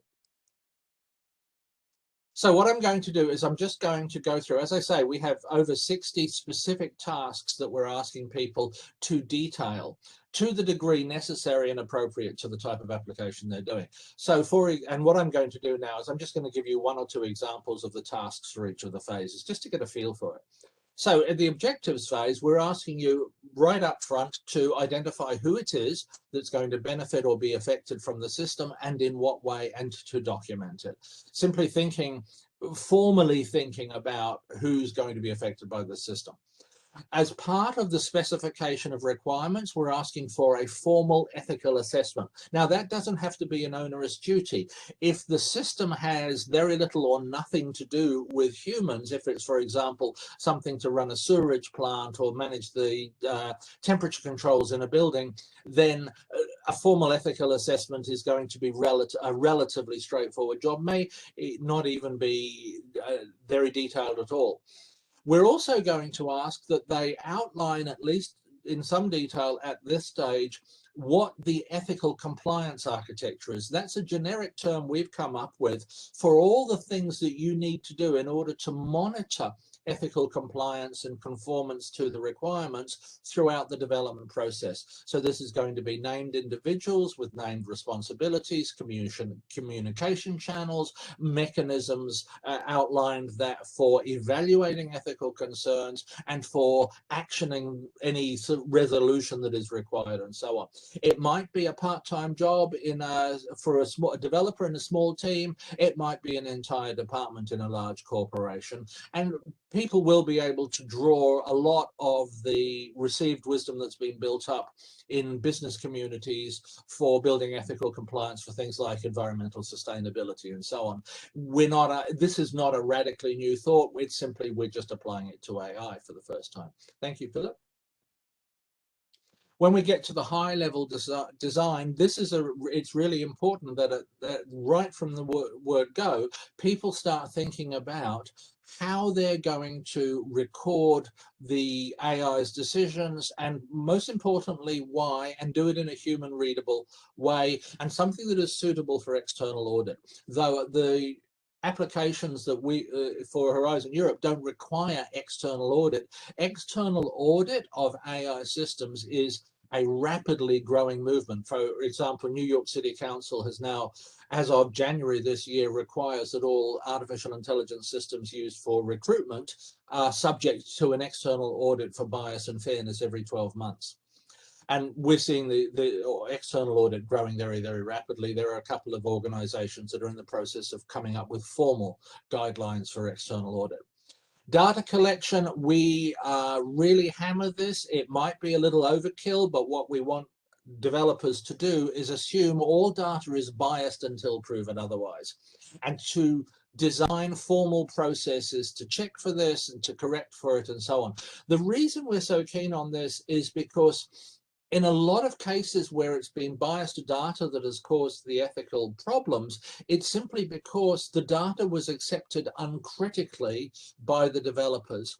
So we want to reverse that. We want them to have a mechanism to check for and prove that the data is unbiased, to document that, which we think will force them to do it properly. And also throughout the guidelines, we're laying down this idea that just because it came in unbiased or you corrected it then, don't assume that bias won't be introduced by the way the system works, or even things like basic low-level data corruption and so on. Thank you, Philip. And then at the final stages, when you're doing the development, we are asking for particular steps to be taken at particular points to document the way in which these requirements are complied with. So, for example, things like error logs can sometimes spill out personal information about people. So we want mechanisms to control that. If people do need access to personal information during the development process, they'll need to document who and why. Similarly with the correction of bias, it's not just enough to say we have corrected the bias. We want to know, we want you to specify how you've done it and why you chose that way of doing it, so that if we need to go back for accountability and oversight and to correct these things and learn from it, we can see what's gone on and why. And then testing, for example, one of the things we're asking for in testing is that formal testing to see that users do understand why the system is making the decisions it's doing and what the system's limitations are. So I'm thinking, for example, of facial recognition systems that are used by a number of police forces that right now, even though they're live and in deployment, have 94% error rates. And my feeling is if you're happy to use a system with a 94% error rate, you really don't understand what those limitations mean. So that will become a formal part of the testing. So what we're doing is we're laying down tasks that need to be detailed. When an application is made, they will need to detail not necessarily the final solution to each of these tasks, but how they're going to address it. And I think it's really, really important to understand we're not asking for everything every time. What is required is going to be proportionate to the type of application, the potential risks, and so on. Thank you.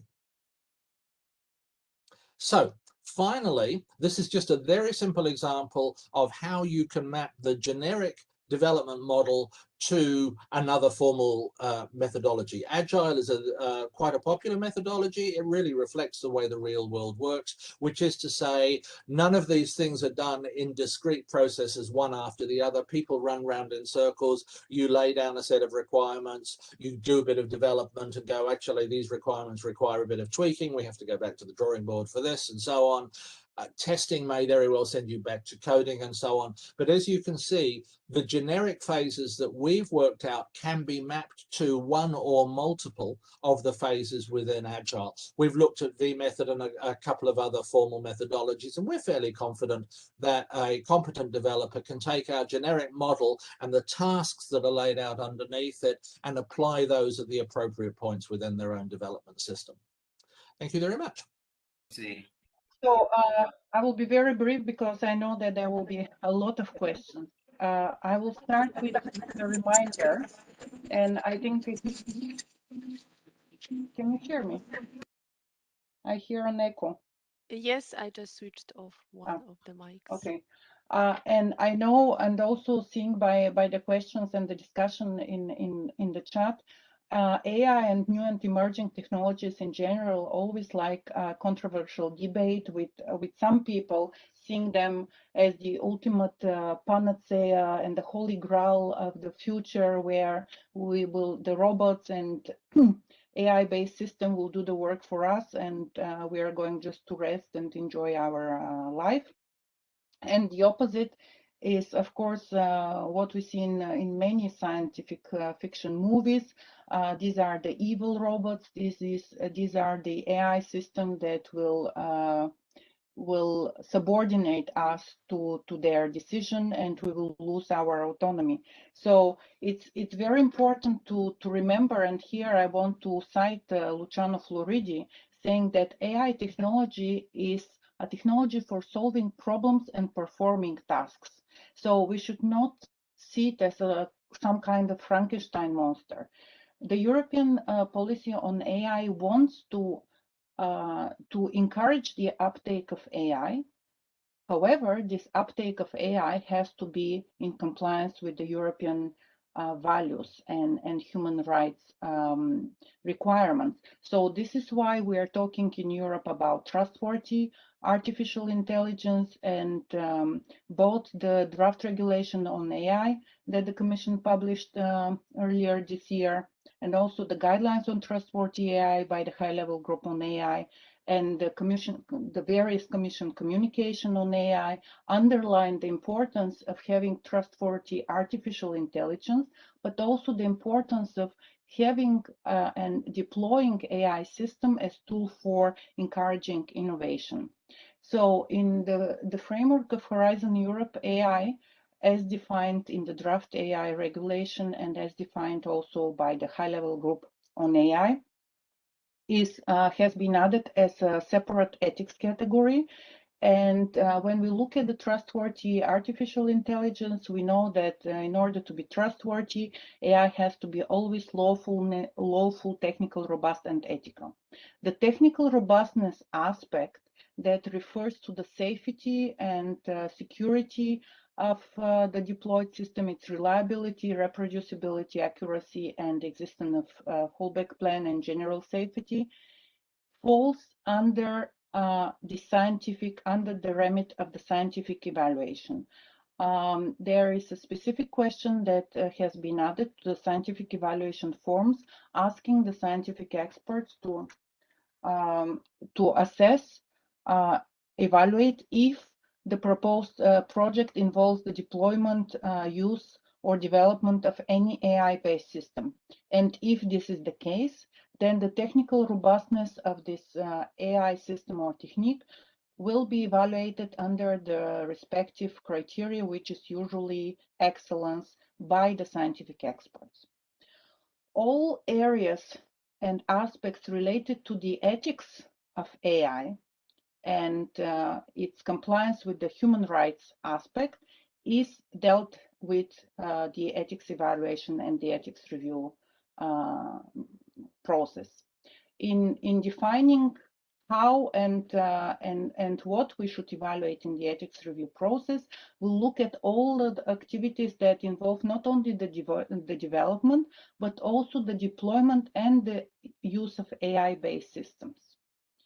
And if we are at the level of assessment, and we see, because AI interacts and with many other categories, especially like categories like data protection, humans, environmental health and safety, all these aspects, if you're at the level of assessment, should be addressed with relevant requirements in the relevant sections. What we are going to are only requirements that complement from the ethics point of view of AI, all other sections and all other requirements that you may have under humans or data protection. The key expectations that we have for all applicants in Horizon Europe is that they have embedded ethically focused approach when they're developing, using, or deploying AI-based systems. And then we also expect that any development or use of such system is clearly described in the proposal. The values and the standards that we have established derive from the EU Charter of Fundamental Rights and also are based on the ethics guidelines for trustworthy AI that were developed by the high-level group on AI. The values that were already described by Brandt and Philip and adopted by us are similar worldwide, and they refer largely to the 6 categories that we will discuss further. What we have as a peculiarity, but it's also peculiar for any other type of research, that the manner in which the AI solution is deployed or used may change the ethical characteristic of the system, and we still have underdeveloped legal framework. While some part of the activities may fall under existing directives, or national framework, liability and safety national frameworks, then in general, we still have the draft AI regulation is still in a draft phase, and it's subject to further discussion in the Council and in the Parliament. So the AI regulation, draft regulation, is an indication where the Commission wants to go and how the Commission should go, but yet it's still a draft legislative act. Some ethical issues and some types of objectives, methodologies, or system architecture are inherently problematic from an ethics perspective. And if you see here, the examples given, like the limit of human rights subordination, causing people to be disadvantaged socially or politically, causing people to suffer physical, psychological, or financial harms, are all these categories we have already discussed as potential indicators, specific indicators for cases that may raise serious or complex ethics issues. The ethics requirements that are currently listed in the how to complete your ethics self-assessment derived from the 6 categories of values that Brandt and Philip already explained. We start from the human agency and oversight principles, and our expectations here from the research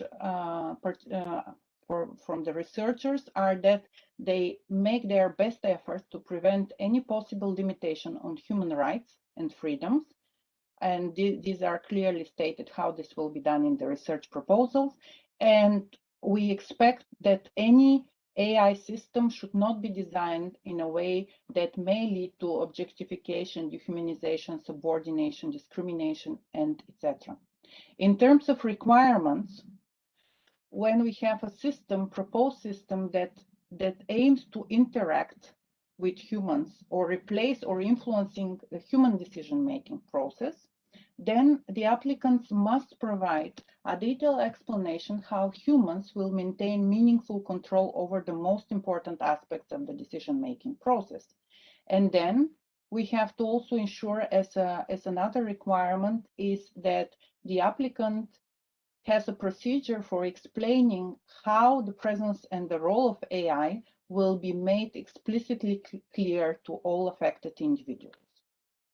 The next principle is privacy and data governance, and there, with the involvement of AI-based systems and techniques, the data protection questions become even more complex.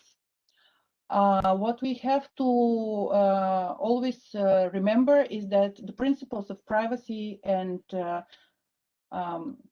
by default and by design has to be always present, and the principles of lawfulness, transparency, and accountability of data processing should always be there.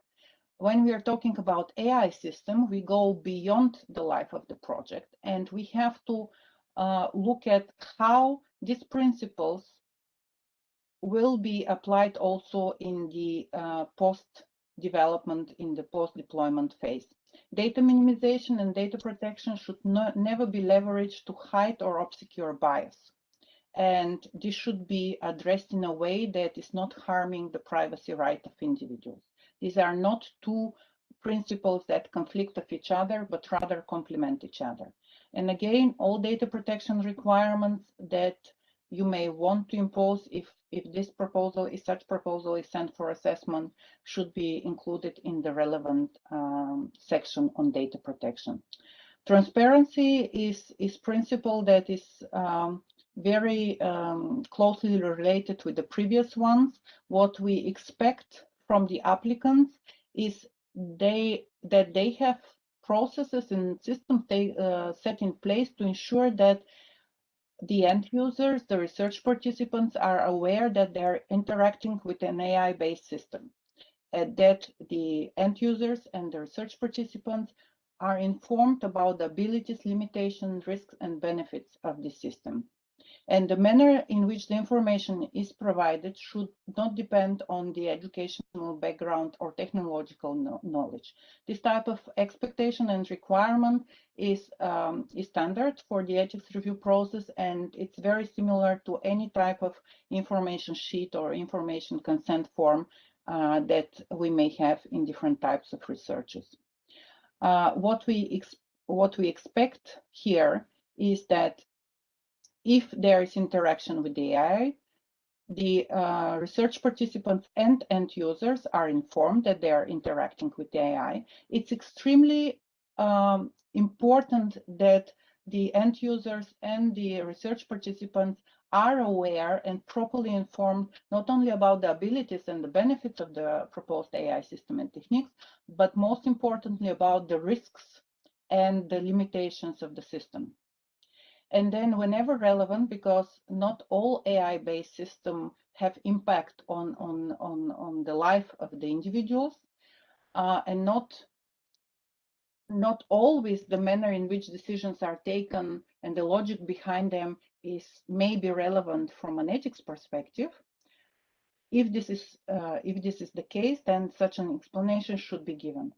And then, of course, in all cases involving AI, especially when the case may comprise serious and complex ethics issues, detailed explanations on the potential risks and the risk mitigation measures should be embedded in the research proposal. Fairness, diversity, and non-discrimination are classical ethics categories and ethics values that we always expect to be adhered to in any research proposals. And in case the system may potentially have any potential to lead to discrimination, stigmatization, and etc., the risk mitigation measure should be clearly explained in the research proposal.